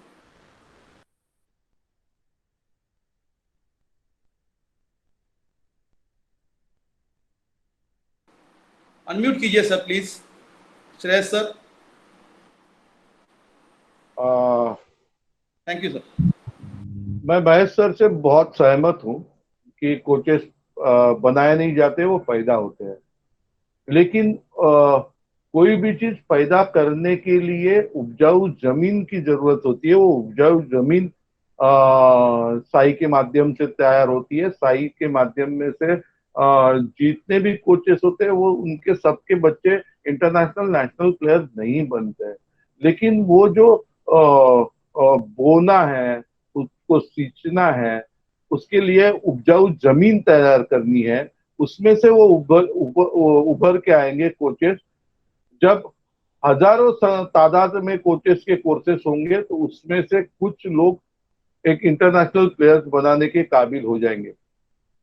ये सही बात है कि अपना जो मलखांब है ये पारंपरिक खेल है और भारतीय संस्कृति से जुड़ा हुआ है। तो गुरुकुल पद्धति से नहीं तो एक्चुअल बेसिक मलखांब जो है इम्यूनिटी सिस्टम और अपने अंतर्गत विकास के लिए है, उसके लिए बेसिक कोच मालूम नहीं रहा गणेश जी कि आप कोचेस मतलब एक मार्गदर्शक चाहते हैं या एक टेक्निकल गाइडेंस वाला आदमी चाहते हैं। मेरे नजरिए से कोच मलखांब के लिए जो कोच है वो मार्गदर्शक रहता है, क्योंकि ये बहुत ही जितनी भी भारतीय कलाएं है, जितनी भी भारतीय संस्कृति में जो व्यायाम प्रकार है, इसमें आदमी अपने आप रियाज करके उसको बढ़ाता है। मतलब मलखांब में जो भी चीज सिखानी है उसके लिए बहुत बड़ा बायोमैकेनिक उसको जरूरी नहीं है, उसको वो रियाज करने की जरूरत ज्यादा रहती है और रियाज करके उसको परफेक्शन आता है। जिम्नास्टिक्स में समझो कोई एलिमेंट सिखाने के लिए उसको एक टेक्निकल नॉलेज होना ही चाहिए, उसको एक बायोमैकेनिक्स होना ही चाहिए, क्योंकि वो भारत की मिट्टी से जुड़ा हुआ खेल नहीं है। लेकिन ये अपने यहाँ जो म्यूजिक है, डांस है, वैसे ही भारतीय व्यायाम पद्धति है, इसमें सीखना बहुत आसान है और मास्टरी लाना बहुत मुश्किल है। तो अपने आप अपने जैसे खेल के लिए मार्गदर्शक होना बहुत जरूरी है। ऐसे मेरा कहना है। मतलब मालूम नहीं मैं अपना बयान कर पाया कि नहीं, मैं पहुंचा पाया कि नहीं, लेकिन मेरे विचार ऐसे हैं। नहीं, आपके विचार सही है और मैं आपके विचार से सहमत हूँ। मैं क्या चाहता हूँ उससे ज्यादा हम लोग क्या चाहते हैं वो ज्यादा इंपॉर्टेंट है, ऐसे मुझे लग रहा है। अगर हम तीनों की सोच अगर एक साथ होती है और हम तीनों अगर लगता है या हम जो मलखांब परिवार हमको अगर लगता है कि कहाँ पे कमी है और कौन सी चीज हम लोग को मलखांब को आगे लेके जाने के लिए हेल्प कर सकती है, उस चीज को हम लोग को पूरा करना है।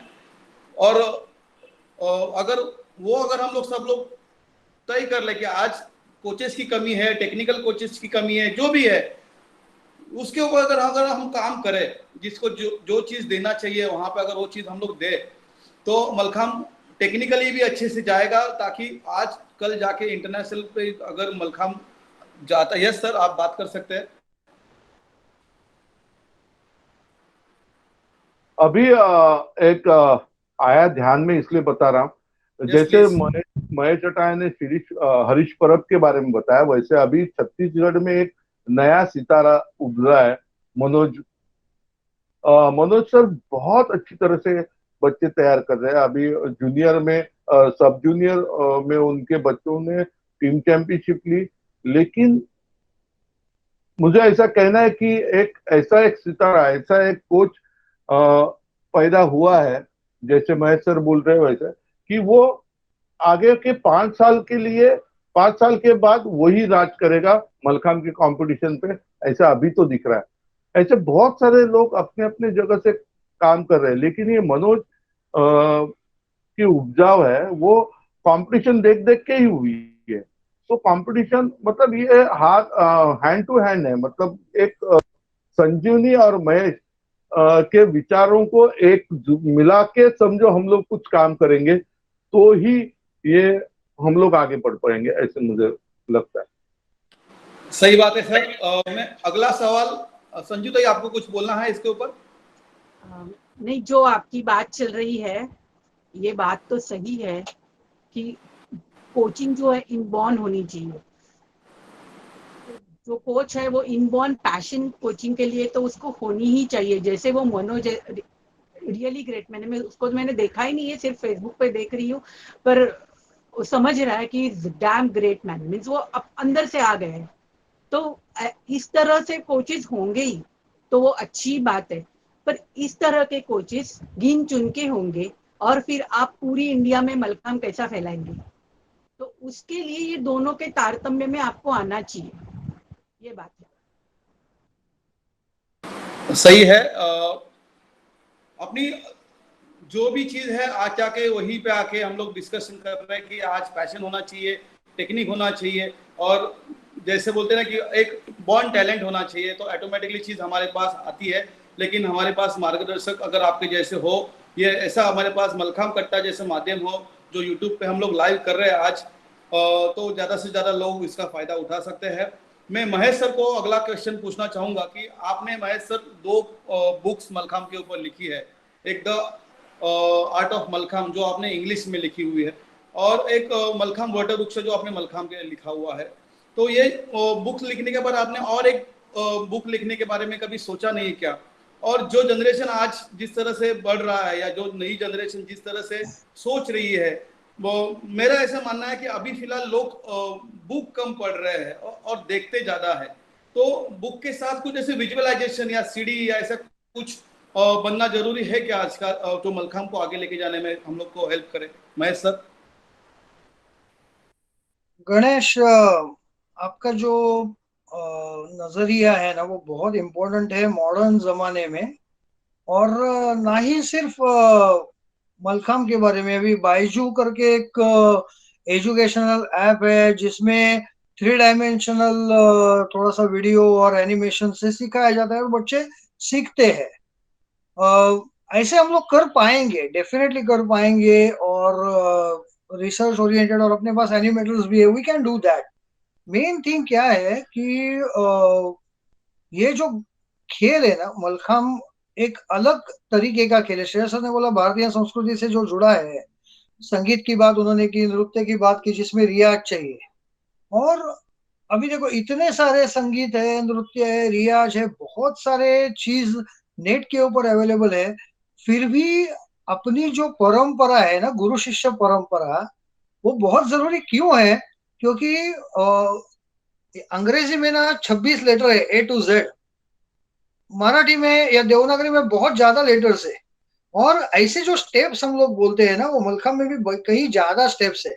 तो कौन सा स्टेप कभी आगे लाना है, कैसे सिखाना है ना, हम लोग सीडी या इसके माध्यम से, या इवन बुक भी जो है ना, book is also one way medium. मेरे को जो कहना है वो मैंने वो बुक में कह दिया, तुमको लेना है उतना ले लो। That is a one way medium. Interactive medium जो है ना वो थोड़ा सा होना चाहिए। जैसे अभी ये मलखम कट्टा हम लोग कर रहे हैं, थोड़ा सा इंटरएक्टिव मीडियम है। लोग सवाल पूछेंगे, उसका जवाब देंगे, और ये चालू रहेगा। ऐसा कुछ ये प्लेटफॉर्म के हम लोग अगर आगे जाएंगे तो थोड़ा बहुत सपोर्ट मिलेगा। संजू दाई ने एक सवाल उठाया था कि बॉन मलखम कोच होते हैं, लेकिन कितने बॉन होंगे? उसी को लेके मैं थोड़ा सा वो और ये सवाल को अगर मिलाने की हम लोग कोशिश करेंगे, तो एक ही बात हम लोग ऐसे है कि पब्लिसिटी जो है, मलखम की पब्लिसिटी, मलखम के ऊपर रिसर्च। अभी हम लोग देखो कोरोना में है, और कोरोना में इतने लगभग 2.5-3 महीना हो गया है, मोर देन 90-100 डेज कोरोना के साथ फाइट कर रहे हैं, फिर भी दवाई नहीं निकल रही है। अगर कोई आदमी दवाई ला रहा है तो उसके ऊपर हम लोग कुछ कंट्रोल करने की कोशिश कर रहे हैं। तो ये जो बात है ना, यानी अपना पूरी जो सिस्टम है, वो सिस्टम और अपनी मेंटेलिटी थोड़ी सी बाजू में रख के ना गणेश, हम लोग अगर खुले दिल से अगर करेंगे ना, आने वाले, अपनी संस्कृति ऐसी थी कि अपने घर में आने वाला कोई भी मेहमान है ना, उसका स्वागत किया जाता था। आज कोरोना में हम लोग वे संस्कृति भूल जाएंगे क्या? तो भूलनी नहीं है। अपने को अपनी संस्कृति है, कोरोना अपनी जगह पे, संस्कृति अपनी जगह पे, अपने को करना ही है, ध्यान में रखो। लेकिन कैसे हो रहा है देखो ये कोरोना में, वैसा कुछ ना मॉडर्नाइजेशन के, और इसमें हम लोग अपना आत्मा भूल रहे हैं। और बुक्स जो है, बुक्स की मैं वापस बात कर रहा हूँ, अपनी पूरी जो कैसे बोलते हैं, संहिता जो है आयुर्वेद में, या ऋग्वेद, यजुर्वेद, ये मौखिक थी, पहले एक दूसरे के साथ बोलते थे।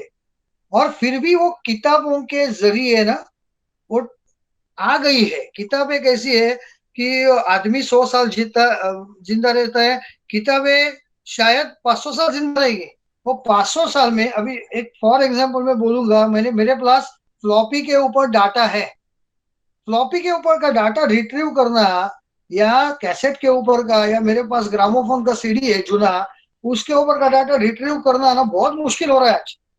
हार्डली 70 ईयर्स, 70 साल हो गए, लेकिन डाटा रिट्रीव करना मुश्किल है। लेकिन मैं 200 साल का किताब भी पढ़ रहा हूँ आज, 500 साल पहले की किताबें भी पढ़ रहा हूँ। सो किताबें वो बहुत जरूरी है, rather than animation, rather than the modern electronics, क्योंकि मॉडर्न इलेक्ट्रॉनिक्स नाशवंत है, ध्यान में रखो।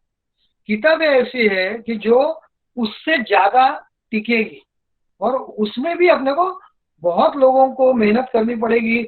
मलखम का खंड हम लोग बनाएंगे, 1936 में जो खंड बनाया था व्यायाम नयन कोश खंड, आज 100 साल के, यानी 100 साल होने को आए, उसमें 80-90 साल हो गए।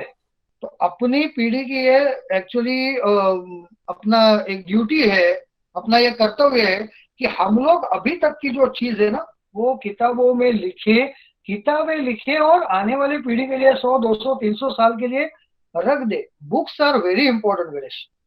सही बात है sir, books are very important. लेकिन अभी जो मलखाम के ऊपर बुक्स जितने अभी मार्केट में अवेलेबल है, जिसने जिसने लिखा होगा, आपने तो शायद ज्यादा से ज्यादा बुक्स पढ़ी होगी, आप गुरु है, श्रेयस सर और संजू ताई ने भी बहुत सारी बुक्स पढ़ी होगी, जानकारी होगी। लेकिन अभी की कौन सी बुक्स आना मतलब कौन सी बुक्स की जरूरत है अभी के लोगों के लिए, कौन सी बुक्स आना चाहिए, कौन से विषय लेके आना चाहिए, ऐसे आपको लगता है महेश सर? गणेश, बुक्स तो मेरे हिसाब से ना जैसे व्यायाम नयन कोश खंड खाली 3 है, लेकिन 1 से 10 खंड है। आज मेरे हिसाब से हम लोग सब बैठेंगे, सुजीत सर भी अपने यहाँ पे है, सुजीत सर ने उनके एक इंटरव्यू में कहा था कि थोड़ी सी किताब होने चाहिए, आगे आने चाहिए। तो अगर हम लोग आज भी बैठेंगे ना, irrespective of the state, irrespective of any institute, हम लोग आज भी बैठेंगे, तो मेरे को ऐसा लगता है कि ये कम से कम 500 पेजेस की 5 बुक कम से कम हो जाएगी, ये सबका नॉलेज इकट्ठा करने में, जो बेसिक नॉलेज हम लोग दे पाएंगे।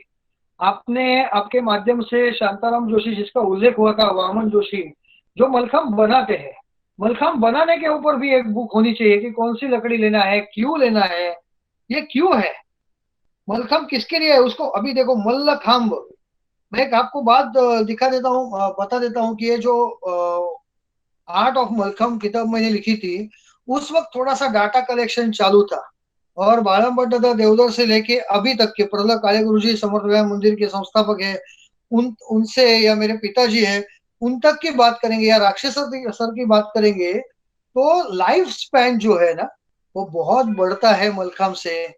यानी रिसर्च पार्ट की मैं बात कर रहा हूँ, रिसर्च के ऊपर आखिर एक किताब हो जाएगी, 1 या 2 किताब खाली रिसर्च के ऊपर हो जाएगी, जो अभी तक अपने पास डाटा जो जमा हुआ है उसको अगर सामने रखेंगे तो कैसे होना चाहिए मेरे हिसाब से ना गणेश, जो मेरे हिसाब से ये होना चाहिए यज्ञ है, और जिनको जो आहुति दे सकते हैं, जो समर्पण कर सकते हैं, जो ज्ञान दे सकते हैं ना, वो डाल के ये होना चाहिए, किताब या ग्रंथ होने चाहिए मेरे हिसाब से।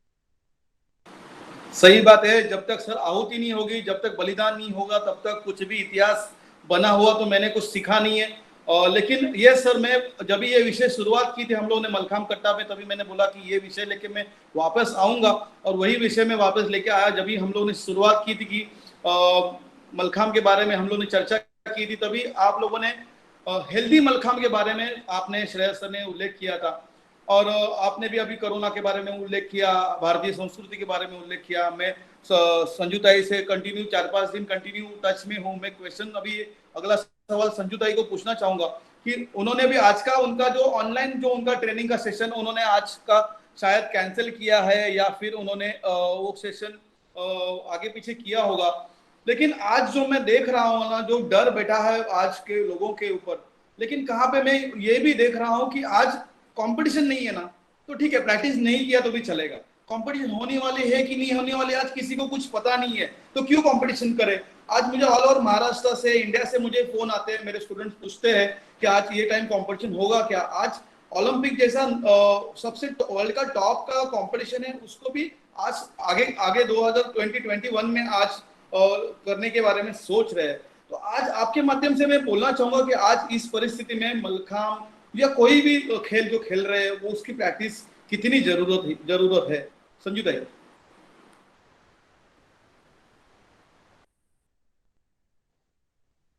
प्रैक्टिस जो है उसे आप रियाज कहे, तालीम कहे, प्रैक्टिस कहे, रिपीटेशंस कहे, वो तो रेगुलर ही होगा, क्योंकि वो ना तो सिर्फ कंपटीशन के लिए होता है, वो हमारा जो मकसद है, वो चाहे फिटनेस का मकसद हो, चैलेंजेस लेके आगे बढ़ने का मकसद हो, फिजिकल चैलेंजेस को एक्सेप्ट करके खुद की फिजिकल कैपेसिटीज बढ़ाने का चैलेंज हो, वो तो चलता ही रहेगा, वो चलना ही चाहिए. Competition is just a by product of that ongoing process of going towards your best, your fitness level best, or whatever the challenges you are taking.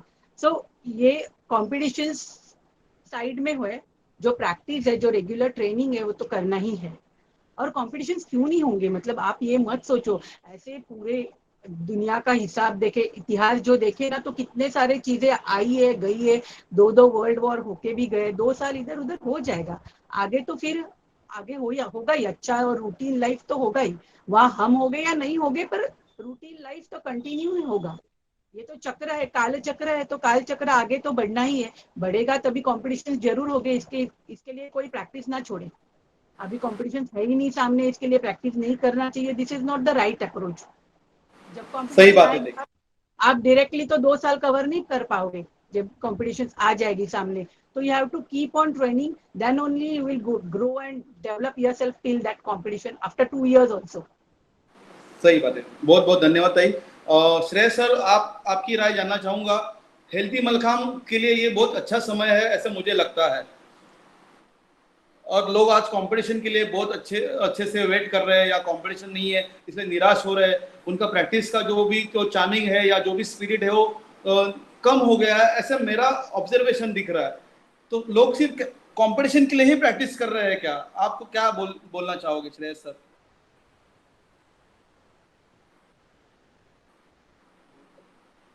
Shreyas sir,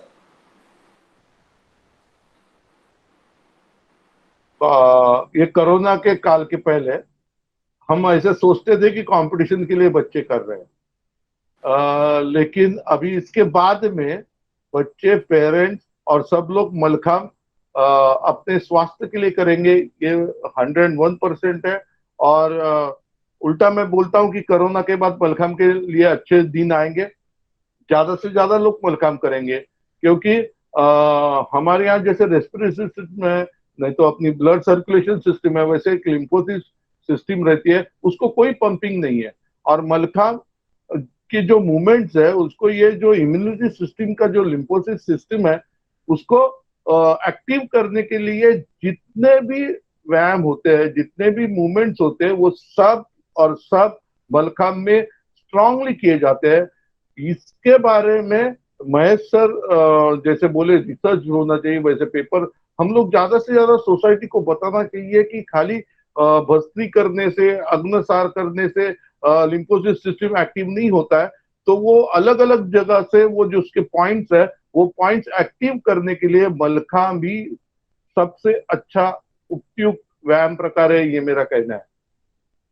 और आपका कहना बोलते ना बहुत ही अच्छा कहना है, और ये कहना ये इस माध्यम से ज्यादा लोगों के पास पहुंचेगा. और मैं चाहता हूँ सिर्फ मलखाम खेलने वाले खिलाड़ी नहीं, तो बाकी भी लोग मलखाम की तरफ खींचे चले आएंगे, और वो मलखाम अपने स्वास्थ्य के साथ बोलते ना कि आज हेल्दी मलखाम के पास करने का लोगों का नजरिया बढ़ेगा.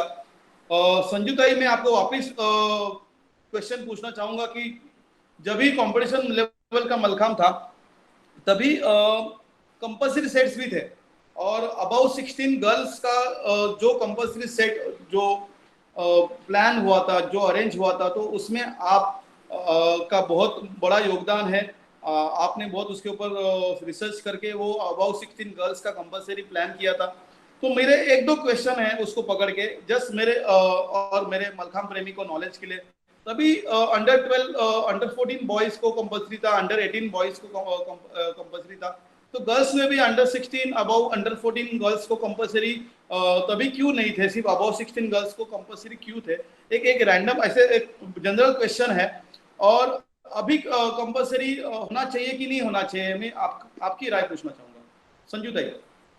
आपको ना तब का थोड़ा इतिहास जान लेंगे तो ये समझ जाएगा कि प्रॉब्लम ये थी कि गर्ल्स की कॉम्पिटिशन्स बहुत कम हुआ करती थी, गर्ल्स का पार्टिसिपेशन कंपटीशन में बहुत कम हुआ करता था। हम लोग जब भी कंपलसरीज रखेंगे, कंपलसरीज प्लान करेंगे तो नेशनल लेवल के लिए करेंगे, नेशनल से वो स्टेट और डिस्ट्रिक्ट में आ जाएगा। तो नेशनल लेवल में गर्ल्स की टीम्स हार्डली 2 या 3 होती थी।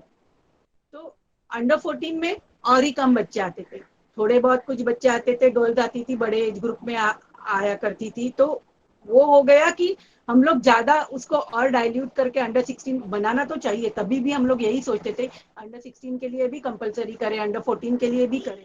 पर वो करने से भी जो उसका यूटिलाइजेशन होना था वो तब उतना पार्टिसिपेशन ही ना होने के कारण उसका कुछ यूज नहीं होने वाला था। उसके आगे जाके 10 साल आगे के बाद में एक्चुअली होना चाहिए था। जैसे बॉयज को अंडर 14 को कंपलसरी आ गया, तब गर्ल्स का भी अंडर 16 का तो कंपलसरी आना चाहिए था मेरे हिसाब से, पर वो छूट गया हमारे से।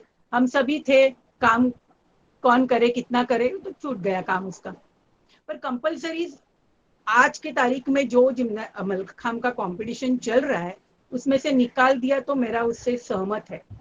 जो पहले का स्टार्टिंग था, जब भी कंपलसरीज की जरूरत थी तो उतना एटलीस्ट बेस लाइन था। और यदि मलखाम के जो कंपलसरीज है जो थे हम यूज कर रहे थे उसको देखे तो they were not at all a basic, only basic elements.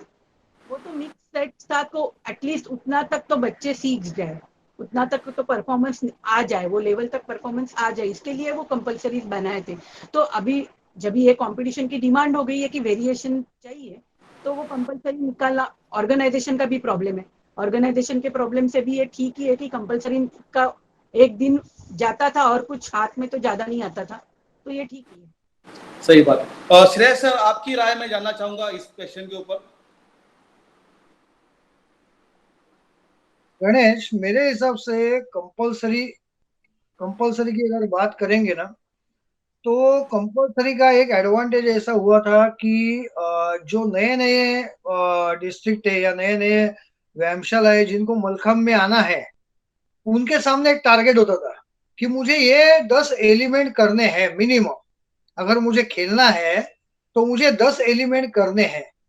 तो मेरे हिसाब से कंपलसरी बहुत इंपॉर्टेंट है अप टू सर्टन लेवल। अगर कंपटीशन की बात करें, मैंने आपको बोला कि कंपटीशन अलग एक सब्जेक्ट है, अलग उसका नजरिया है। पर उसकी अगर बात करें ना, तो हम लोग लेवल्स की अगर बात करेंगे कि नेशनल लेवल यानी क्या, किसको बोलेंगे कि ये नेशनल लेवल का चैंपियन है। तो अगर आप क्रिकेट में भी देखेंगे तो क्रिकेट में रणजी ट्रॉफी है या उसके पहले क्लब लेवल के मैचेस से लेके फिर वो सिलेक्शन कमिटी होती है, फिर वो 40 लोगों को लेके then they select for the national team या स्टेट टीम या डिस्ट्रिक्ट टीम। तो अपने मलखम में थोड़ा सा जिम्नास्टिक्स का इम्पैक्ट हुआ है कॉम्पिटिटिव पॉइंट ऑफ व्यू। यानी एग्जीक्यूशन भी वैसे है, आरओवी है, या difficulty combination execution marking system वैसे है, जजिंग सिस्टम वैसे है। सो जिम्नास्टिक्स के लेवल पे ही हम लोग अभी जा रहे हैं। इसके लिए जिम्नास्टिक्स में कंपलसरी निकाल दिया, तो हम लोगों ने कंपलसरी निकाल दिया। या साइकोलॉजी ऐसी होती है कि we are following behind them, their footprints के ऊपर हम लोग चल रहे हैं। मेरे हिसाब से एमएफआई और ये लोगों ने ना थोड़ा अलग सोचना चाहिए। भले ही उन्होंने निकाला है, पर जिम्नास्टिक्स की जो लेवल इंटरनेशनल लेवल पे पहुंच गई है, एक फॉर एग्जांपल मैं बोलता हूँ एपैरेटस की बात करेंगे, तो एपैरेटस में कितनी कंसिस्टेंसी है जिम्नास्टिक्स में, और मलखम्ब में कितनी वेरिएशन है। तो बहुत सारी चीजें ऐसी है, इसके लिए कंपलसरी एक टारगेट होता है। हर एक ग्रुप में इतना कंपलसरी आएगा।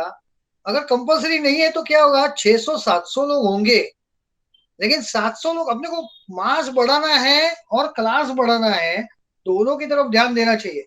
मास भी बढ़ना चाहिए और क्लास भी बढ़ना चाहिए। लेकिन मास बढ़ने के लिए ना, उसको एक लेवल आने के लिए मास का भी एक क्लास होता है ना। मैंने मास भले ही है, लेकिन मास का भी एक क्लास होता है, और उसके लिए ना मेरे हिसाब से कंपलसरी जरूरी है।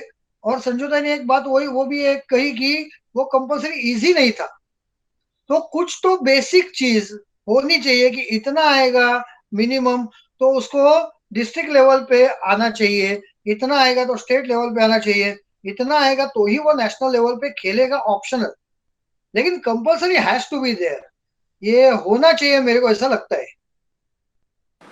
मैं श्रेयस सर को क्वेश्चन पूछना चाहूंगा, श्रेयस मस्कर सर को, कि ठीक है अभी कंपलसरी कंपटीशन में नहीं है, तो मास अगर दिमाग में नहीं रखते हैं तो हम लोग अगर कुछ ऐसे, जैसे महेश सर ने बोला उनसे मैं सहमत हूँ, ऐसे कुछ कंपलसरी हम लोग डिजाइन करें 1 से लेके 10 तक, कि आज 10वां कंपलसरी या 10th लेवल अगर वो लड़का या लड़की वो सेट कर पाती है तो वो नेशनल लेवल पे मेडल लेने के लिए अपना परफॉर्मेंस देने के लिए तैयार है, फिजिकली मेंटली।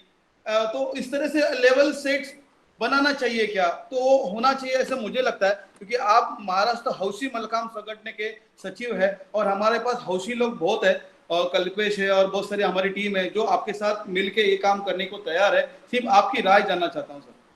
श्रेयस सर। इसके ऊपर ना बहुत अलग विचार है मेरे। थोड़ा सा चौपाल के ये लेके मैं इससे बात करूंगा कि जो चीज होनी चाहिए थी वो हुई नहीं, इसके लिए उसके डिसएडवांटेज दिखने गए। हर 2 साल के बाद समझो कंपलसरी चेंज होते गए जाते थे, तो आज ये सवाल पूछने की जरूरत ही नहीं होती। दूसरी बात ऐसी है कि जो कोड ऑफ पॉइंट, जो नियम जो चल रहे थे वो जिम्नास्टिक्स के हिसाब से नियम बन गए हैं, लेकिन उसको देखते टाइम हम लोग, हमारा जो इंडियन मलखांब है उसके हम लोग थोड़े से हट गए हैं। ये अपने को अभी कंपटीशन देखते हुए पता चलता है। तो उसके लिए मैं नहीं कहूंगा जिन्होंने ये फेडरेशन चलाई है उन लोगों ने ये नियमों में सुधार लाने की जरूरत थी। वापस इंडिजिनस मलखाम की तरफ जाने की, मलखाम लेके जाने के लिए कुछ ना कुछ तो भी नियमों में सुधार करने की कोशिश करनी चाहिए थी। संजीवनी पूर्णपात्र जी मैडम जब टेक्निकल कमेटी पे थे उन्होंने बहुत कोशिश की, लेकिन कुछ वजह से नहीं हो पाया। आज विश्व मलखाम संगठन ने उनका एक कोड ऑफ पॉइंट लिया है, उससे शायद अभी ये कंपटीशन यूटर्न लेके वापस इंडिजिनस मलखाम के ऊपर जाएगी। लेकिन इसके इसके ऊपर बहुत चर्चा होनी चाहिए। बहुत सारी विचारधाराएं इसमें है और ये विचारधाराओं को एक साथ लेने के लिए बहुत कष्ट काम है। और खाली मैं मलखाम एसोसिएशन का सेक्रेटरी हूँ, तो जो फेडरेशन बोलेगा वो मुझे महाराष्ट्र में चलाना ही है। लेकिन ये कोड ऑफ पॉइंट, ये जो नियम बन गए मलखाम के इसके ऊपर, वो इतने पुराने हो चुके हैं कि वो अभी डिस्कार्ड करके नए नियम लाने जरूरी है। और वो नए नियम हम समझो विश्व मलखाम संगठन को एफिलेट मलखाम फेडरेशन है, तो वो मलखाम के नियम आप इस्तेमाल होने चाहिए ऐसे मुझे लगता है। आप एक कोच रह चुके हैं, आपने उसकी तरफ से आपके बच्चों का प्रैक्टिस लिया है, तो आपको एक अंदाजा भी होगा कि ये इंडिजिनस एंड्योरेंस गेम की तरफ लेके जाने के लिए उन्होंने अच्छी तरह से नियम बनाए। और कंपलसरी के बारे में बताऊं तो मेरा एक 101% एक सुझाव है, हर 3 साल के बाद कंपलसरी चेंज होने चाहिए।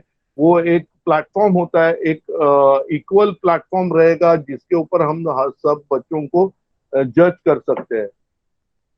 जिम्नास्टिक्स वालों ने कंपलसरी सेट लगातार कंपलसरी सेट के चेंजेस उन्होंने 15 बार करने के बाद कंपलसरी सेट निकाले हैं। हम लोगों ने पहले ही मतलब यूनिवर्सिटी अबाउ 18 मलखाम का कंपलसरी सेट है, वो 1972 में सेट किया गया है और आज भी वही चल रहा है। मतलब चल रहा था। तो उसके लिए एक आसान तरीका ढूंढा गया कि कंपलसरी सेट निकाल दे। थोड़ा सा उसके ऊपर मेरे अलग विचार है कि वो कंपलसरी सेट बनाने की प्रोसेस है, वो चेंज करने की प्रोसेस हर 3 साल के बाद होनी चाहिए। और हर चौथे नेशनल्स में वो चेंज होके आनी चाहिए। उसमें ड्रॉबैक ऐसे दिखने लगे कि जैसे अंडर 12 को वीरभद्रासन था, तो वीरभद्रासन सिखाने से पहले उसकी बेसिक क्या डेवलपमेंट होनी चाहिए, ये किए बगैर लोग एक पैर के ऊपर वीरभद्रासन सिखाने शुरू हो गए। मतलब उसके ड्रॉबैक बहुत ज्यादा दिखने लगे, और वो ड्रॉबैक खाली कंपल्सरी सेट चेंज नहीं होंगे तो ही हो जाएंगे, ऐसा मुझे लगता है। और वो चेंज नहीं हुए और अभी निकाल दिए गए, तो चेंज करते करते एक समाज एक सम प्लेटफॉर्म पे आ जाता था और कंपल्सरी सेट बंद होते थे, वो अच्छा होता था। लेकिन वो अभी जो कंपल्सरी सेट बंद किए है, इसका कारण उसके बहुत सारे ड्रॉबैक, मतलब अबव 18 को वन हैंड मयूरासन, मतलब वो जो अबव 18 का सेट है और अंडर 14 का सेट है, इसमें इतना फर्क था कि वो ग्रेजुअली बड़ा नहीं था। मतलब अंडर 14 का कंपल्सरी सेट अंडर 12 का अंडर 14 का कंपल्सरी अबव के कंपल्सरी सेट से आसान डिफिकल्ट था। मतलब ये कुछ उसमें कुछ गड़बड़ थी, मतलब वो सही तरीके से नहीं बनाया गया था, क्योंकि अबव का जो कंपल्सरी सेट का सीनियर का वो यूनिवर्सिटी ने जो 72 में बनाया था वही कंपल्सरी सेट कंटिन्यू हुआ था, और अंडर 18 का उसके बाद में बन गया, बाद में अंडर 14 का बन गया। लेकिन अंडर 14 का ग्रेजुअली आप अबव अंडर 18 को, अंडर 18 का ग्रेजुअली आप अबव को ऐसे सिचुएशन नहीं हो गई। इसके लिए वो कंपल्सरी सेट एक जगह ठहरा हुआ पानी सड़ जाता है, वैसे सड़ गया, इसलिए वो बंद हो चुके। ओके सर, मुझे अच्छा लगा आपसे ये बात सुन के। संजू ताई, मैं आपके पास आऊंगा। मैं ये सब क्वेश्चन क्यों पूछ रहा हूँ, ऐसे नहीं कि इसका आंसर मुझे पता नहीं है या मलखाम टीम को पता नहीं, लेकिन आगे वाले जनरेशन को ये क्वेश्चन आएंगे जब भी वो हिस्ट्री में सुनेंगे कि ऐसे ऐसे कंपल्सरी सेट होते थे और ऐसे ऐसे कंपल्सरी सेट किए जाते थे, तो शायद लड़कियों की तरफ से सवाल आ सकता है तो अबव 16 को ही क्यों कंपल्सरी सेट था, हम लोग को क्यों नहीं रहता था। तो शायद ये हमारा जो यूट्यूब चैनल है, श्री पार्लेश्वर व्यायाम का यूट्यूब चैनल, उसके ऊपर ये आप जैसे तज्ञ लोगों ने जो अपना स्टेटमेंट रखा हुआ है, अपने विचार रखे हुए हैं, तो शायद ये सुन के उनके यो प्रश्न का निवारण करने की कोशिश ये यूट्यूब चैनल करेगा, ऐसे मुझे लग रहा है। ये संजू ताई, आपको कुछ बात करने था इस विषय को लेके, आप प्लीज। एक गलतफहमी ये हो रही है इसमें कि कंपलसरी सेट जिम्नास्टिक्स से निकाले तो सिर्फ ओलंपिक से है। अभी भी जिम्नास्टिक्स के जितने भी क्लब्स चलते हैं नेशनल लेवल पे, इंडियन मुंबई में जहीं भी, वो लेवल प्रोग्राम्स यूज करते ही है। कहीं ना कहीं वो लेवल 1, लेवल 2, लेवल 3 अपना खुद का, हरीश का खुद का लेवल प्रोग्राम है, मेरा अपना रिदमिक जिम्नास्टिक्स का खुद का लेवल प्रोग्राम है। हर एक कोच का या हर एक क्लब का लेवल प्रोग्राम होता है, डिस्ट्रिक्ट लेवल का होता है, कुछ स्टेट लेवल का होता है। हम सोच रहे हैं कि इंडिया लेवल का भी ऐसे ही हो जाए। तो ये लेवल प्रोग्राम पहले होता है, जो लेवल 8 तक, लेवल 6 तक पहुंचता है वो नेशनल में जाता है, या तो वो ओपन स्टेट चैंपियनशिप्स में जाता है। तो मलखा में भी यही होगा, धीरे धीरे ये होना चाहिए। मेरा यही क्वेश्चन था ताई, मैं इसी क्वेश्चन को लेके तुम लोग के पास आया था कि इसी तरह से लेवल प्रोग्राम हमारे मलखाम में अगर आप जैसे महान व्यक्ति की मदद से अगर कुछ हम लोग बना सकते हैं, कोशिश तो करें, शुरुआत तो करते हैं, पहली लेवल बनाने की शुरुआत करते हैं। मलखाम कट्टा के माध्यम से हम लोग ये आज बोलते हैं कि एटलीस्ट चलो ये कोरोना में हम लोग एक लेवल बना के हम लोग कोशिश करते किस तरह से चलता है, ताकि धीरे धीरे जाके इसका हम लोग मॉडिफिकेशन करके बढ़ाते जाएंगे। यही मेरा इसमें सवाल था। Yes Shreyas sir.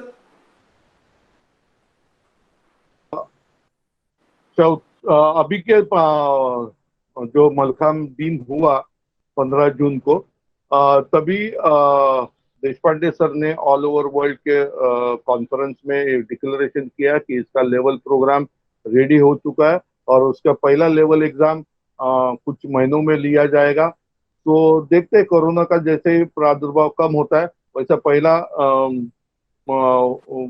विश्व मलखाम संगठन उसका लेवल प्रोग्राम डिक्लेयर करेगी, और उसे लगता है कि ये लेवल प्रोग्राम स्टेट लेवल पे, नेशनल लेवल पे और डिस्ट्रिक्ट लेवल पे और क्लब लेवल पे उसको समझो लोग एडॉप्ट करेंगे, तो डेवलपमेंट ऑफ द मलखाम बहुत आसानी से और अच्छी तरह से हो जाएगी।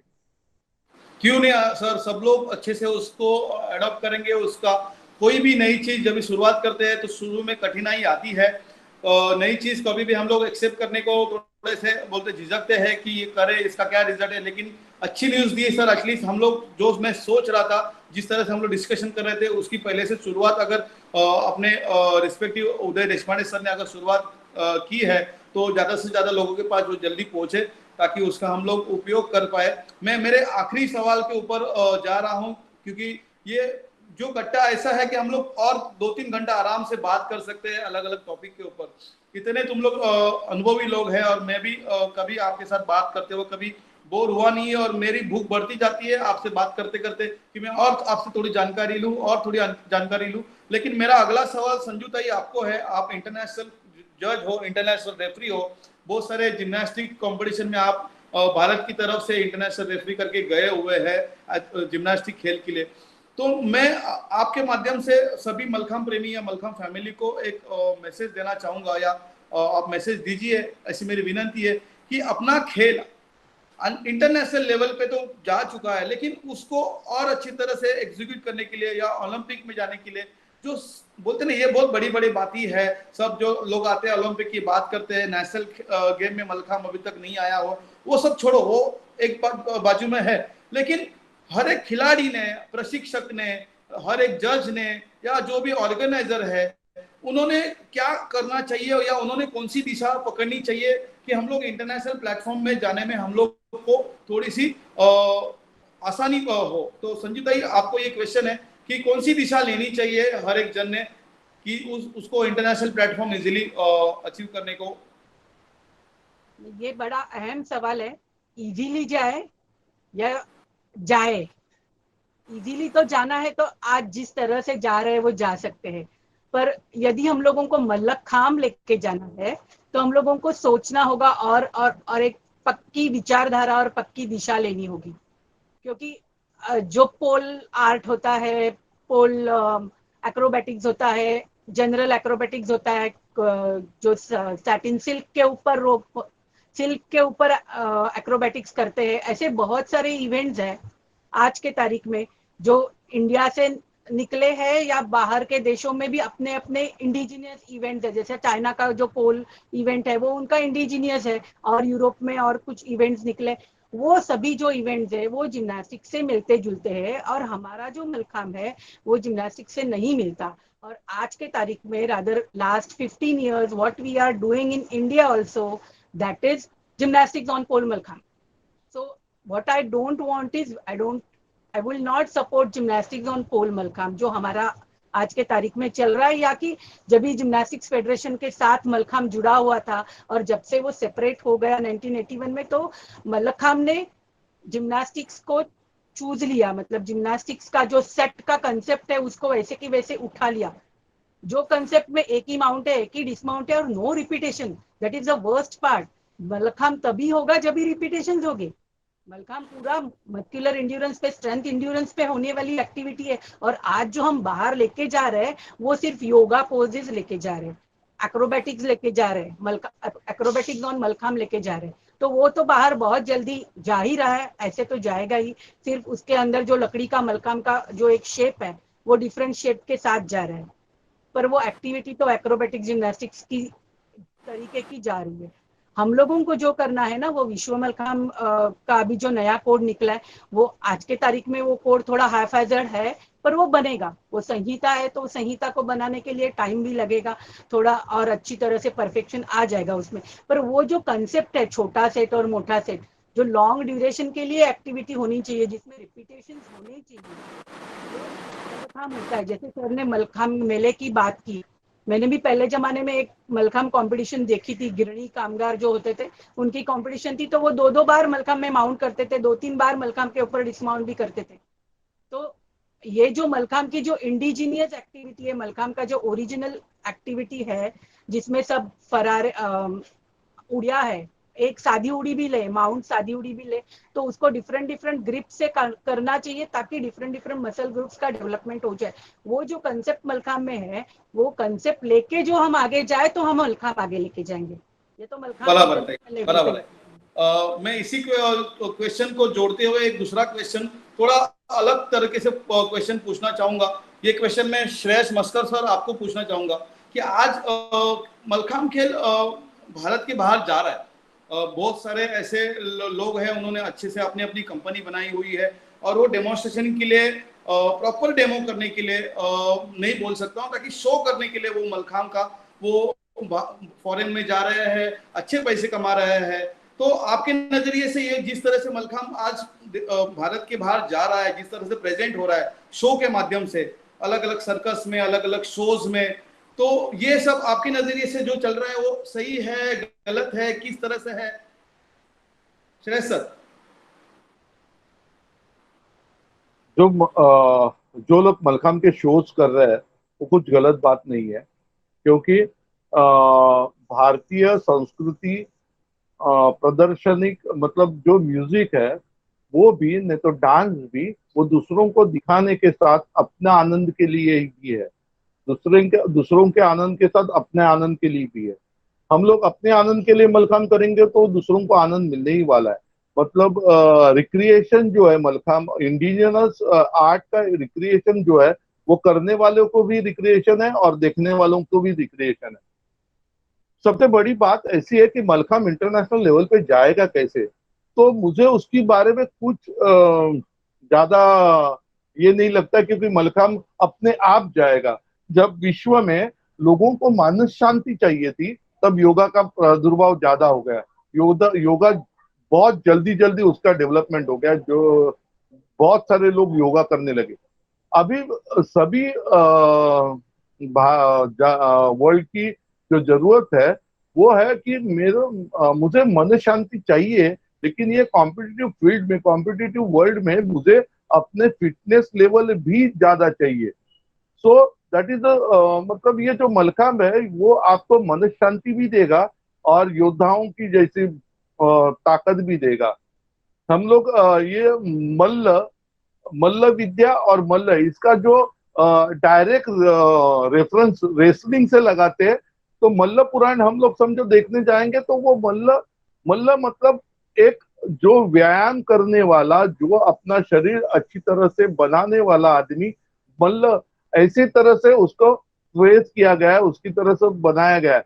अभी हम लोग मल्ल एक ही बाद में रेसलिंग ही एक मल्ल विद्या का पार्ट रहा, इसलिए हम लोग बोलते हैं कि मलखाम मतलब रेसलिंग को पूरक व्यायाम प्रकार है। लेकिन हम लोग समझो मल्ल पुराण के कुछ अध्याय पढ़ेंगे तो अपने को ऐसा लगता है कि ये it's a guide to increase your strength, mental and physical strength. तो ये जो प्रॉपर मलखाम हम लोग समझो वर्ल्ड की तरफ रखेंगे तो ये अपने आप बढ़ने वाला है, इसको कोई रोक नहीं सकता है। अभी मलखाम का ही पीरियड है। इसके लिए ही ऑक्सफोर्ड यूनिवर्सिटी ने 16 सालों में 2 ही शब्दों का इनकॉर्पोरेट किया उनके इसमें, एक सूजी जो जापानीज खाद्य पदार्थ है और मलखाम जो भारतीय व्यायाम प्रकार है। तो उनके नजरिए से भी ये अभी आगे की जनरेशन के लिए उपयुक्त व्यायाम प्रकार है, ऐसा उनका भी कहना है। उनका कहना है इसलिए नहीं है, हमारा भी कहना वही है कि ये अपना neuromuscular systems, respiratory systems, digestive system, और सबसे बहुत इंपॉर्टेंट अभी ये कोरोना के वजह से हम लोगों को जो इम्यून सिस्टम जो बढ़ाती है, तो लिम्फोसिस सिस्टम के लिए काम करता है। इसके लिए मलखाम अपने आप बढ़ने वाला है। और कॉम्पिटिटिव मलखाम के लिए संजू ताई ने बोला वैसे थोड़ा सा विश्व मलखाम का कोड और रिफाइंड होगा तो वो बहुत अच्छी तरह से चलेगा, ऐसा मेरा भी कहना है। Thank you sir. मेरा क्वेश्चन बहुत ही आसान था, आपने तो बहुत उसको ब्रीफली समझा दिया। लेकिन जो शोज आज बाहर फॉरेन में जाके आज अपने मलखाम खिलाड़ी कर रहे हैं, मैं महेश सर का भी इसके ऊपर राय लेना चाहूंगा, लेकिन वो मुझे भी नहीं लगता है वो गलत है। आज हम नहीं करेंगे तो कोई दूसरा करेगा, और वो जाके अपना ही खेल बाहर जाके रख रहे हैं और अच्छे से पैसे कमा रहे हैं और नए जनरेशन को उसमें अच्छे से एक अच्छा प्लेटफॉर्म मिल रहा है। महेश सर, आपका इसमें क्या राय है?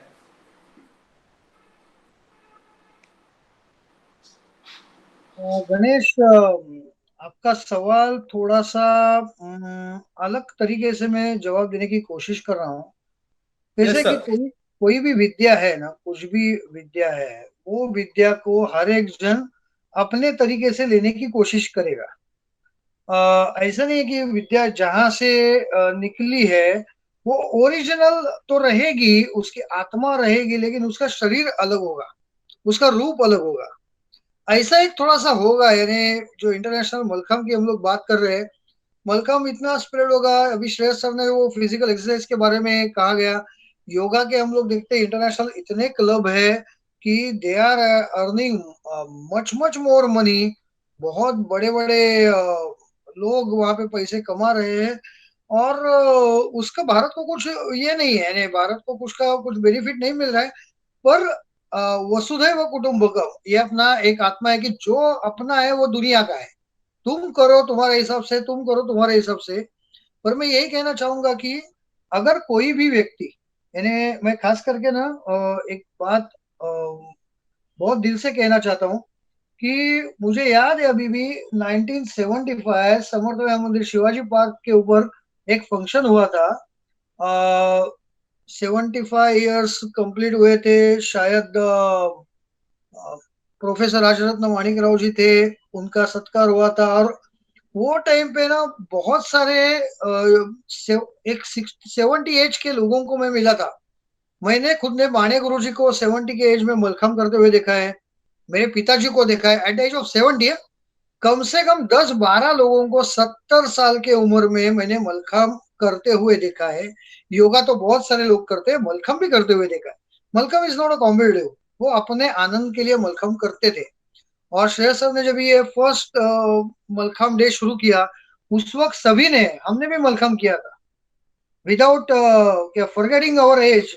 हमारा हमारा पूरी उम्र हम लोग भूल के हम लोग मलखम के ऊपर चढ़े थे और मलखम किया था। तो ये भी एक अलग तरीका है, यानी ये सबको अगर हम लोग समराइज या ऐसे करने की बात करेंगे ना, तो मलखम हर एक को अपने नजरिए से देखना है। और जैसे गाना है ना, गाना के हर लोग हर आदमी सुर में नहीं गाता है, लेकिन गाना गाने का आनंद उसको मिलता है ना, जो गाना गा रहा है खुद को आनंद मिलता है, बाथरूम सिंगर्स को आनंद मिलता है। ऐसा मलखम करेगा तो उसको आनंद मिलेगा, आनंद मिलता ही है। कौन से भी एज में, कौन से भी हालत में, कैसे भी आप मलखम करो। देशपांडे साहब ने बहुत यानी उन्होंने बहुत कुछ किया है उसमें। ब्लाइंड के लिए मलखम किया है, तो हम लोग जो R&D की बात कर रहे थे, शायद हैंडीकैप लोगों के लिए या जो पैरालिटिक लोग हैं या सेमी पैरालिटिक लोग हैं, उनके लिए मलखम बहुत यूजफुल रहेगा, दिखेगा। तो इसके लिए शायद कुछ हॉस्पिटल्स में मलखम अटैच हो जाएंगे आगे। तो मलखम कहाँ पे भी आ सकता है, ऐसे यूनिवर्सिटीज में आएगा, हॉस्पिटल्स में आएगा, ट्रीटमेंट में आएगा। को अभी रामदेव बाबा है, कोई उठ के हम लोग mallakhamb as a corona fighting भी करेंगे, पता नहीं है क्या होगा। हर एक जन अपने अपने हिसाब से ये खेल का एडवांटेज लेगा। और अपना खेल भी ना ऐसा है, शंकर भगवान जैसा है कि चाहे रावण भी हो उसको भी वो प्रसन्न होता है।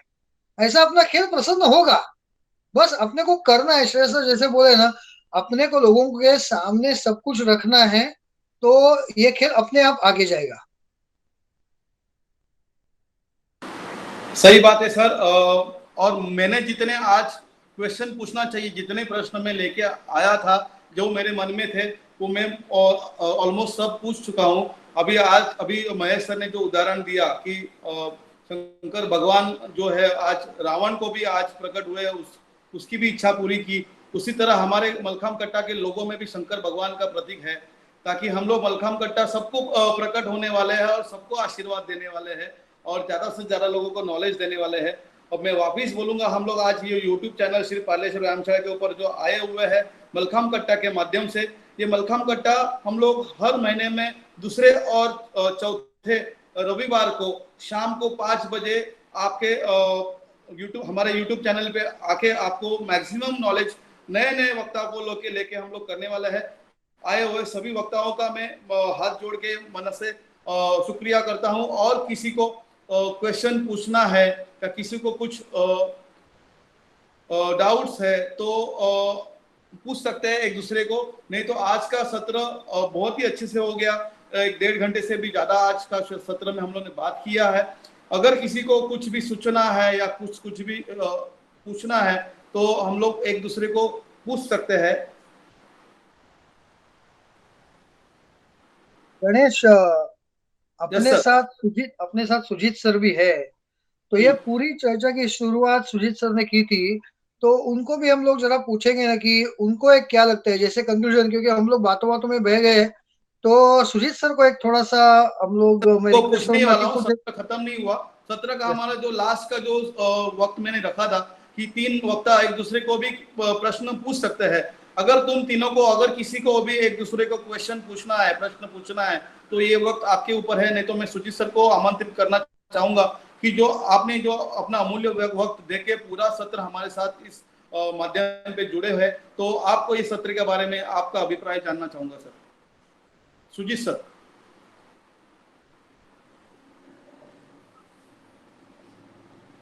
दिनेश, हालांकि मैं ये सब देख रहा था, सुन रहा था, ये सब लोगों की बातें मैंने सुनी। ये तीनों भी बहुत एक्सपर्ट है अपने अपने क्षेत्र में। इन बातों को सुन के ऐसा लगता है कि ये विचार मंथन जो हुआ है आज, ये इसके ऊपर बहुत अहम से ध्यान देना चाहिए, ताकि जो भी बातें मैंने सुनी है आज, कंपटीशन के बारे में सुनी, शुरू में कंपटीशन कैसे होती थी, उसमें एक दूसरे में लगाव कैसे था, वो हालात कैसे बिगड़ते जा रहे थे या बिगड़ते जा रहे हैं, कोचेस कैसे तैयार किए जाते हैं या बॉर्न होते हैं, इसके ऊपर आपसे वो हर एक की विचारधारा अलग थी। लेकिन ये तीनों को मिला के अगर देखते हैं तो ऐसा लगता है कि अपना मलखाम जो है वो इंडिजिनियस गेम है, वो हर एक से अलग है, तो अपनी विचारधारा भी अलग ही होनी चाहिए। किसी के जो पैरों के निशान है उसके ऊपर चलने से बेहतर ये है कि अपना कुछ बनाना चाहिए। जो कि भी श्रेयस सर ने जो जानकारी दी है, विश्व मलखम्ब संगठन ने कुछ अलग सा कोड ऑफ पॉइंट बनाया है, उसके ऊपर हम थोड़ा सा गौर करें तो ज़्यादा बेहतर तरीके से हम अपना गेम मलखाम, यानी जो हम भारतीय क्रीड़ा प्रकार बोलते हैं जिसे, वो ज़्यादा से ज़्यादा अच्छी तरीके से, और हमारा जो सोच है, हमारी सोच जो है उसके ऊपर ये हम ध्यान देंगे। और ऐसा लगता है कि अगर हम अपने सोच पे चलेंगे और नया कोड ऑफ पॉइंट एक्सेप्ट करेंगे तो ज़्यादा अच्छे तरीके से हम मलखाम कम से कम समय में ज़्यादा देशों में जाएगा और अपने तरीके से जाएगा। उसका प्रारूप जो है वो अपना ही रहेगा, भारतीय ही रहेगा, ऐसा मुझे लगता है। तीनों ने भी अपने विचार सब लोगों के साथ साझा किए हैं। उससे तो बहुत मुझे ऐसा लगता है ये जो मलखम्ब कट्टा है जो है वो बहुत फेमस हो जाएगा और अपने अपने विचार लोग साझा करते रहेंगे इसके ऊपर। Thank you sir, Sujit sir. आज जिस तरह से हम लोग ये मलखाम कट्टा पे हम लोग एक साथ आए हैं, तो मैं आए हुए सभी गेस्ट को, सभी अनुभवी लोगों को धन्यवाद देता हूँ। श्रेयस मस्कर सर, आप अपना अमूल्य टाइम लेके आए। महेश अटाये सर, आपको भी बहुत बहुत धन्यवाद। संजीवनी पूर्णपात्रे मैडम, आपको भी बहुत बहुत धन्यवाद। सुजीत सर, आप भी अपना अमूल्य वक्त निकाल के आए, आपको भी बहुत बहुत धन्यवाद कि आप अपना बेस्ट टाइम देके अपना बेस्ट नॉलेज अपने साथ शेयर किया। जिस तरह से समुद्र में मंथन हुआ था और उस मंथन से जो भी चीज निकली थी वो सबके लिए यूज हुआ था और सबको उसका फायदा ही हुआ था, वो सब लोग ने देखा है कि, और उसमें मोती निकले थे, रत्न निकले थे। ऐसे ही इसमें सबको नॉलेजेबल चीज इस मलखाम कट्टा के चर्चा में सबको मिलने वाली है और शायद उसमें विष भी निकले और वो विष ग्रहण करने के लिए हमारे पास शंकर भगवान मलखाम कट्टा कभी भी तत्पर है। और मैं चाहूंगा कि आप इसी तरह से हम लोग को मार्गदर्शन करते रहे और जहां जहां पे मलखाम कट्टा को आपकी जरूरत है, आपका सहयोग मुझे मिलेगा। ऐसे में बोल के मेरे वाणी को विराम देता हूं और अपना आज का हमारा ये मलखाम का पहला सत्र यहाँ पे समाप्त किया जाता है करके मैं आप सबको बहुत बहुत धन्यवाद देता हूँ। Thank you very much sir.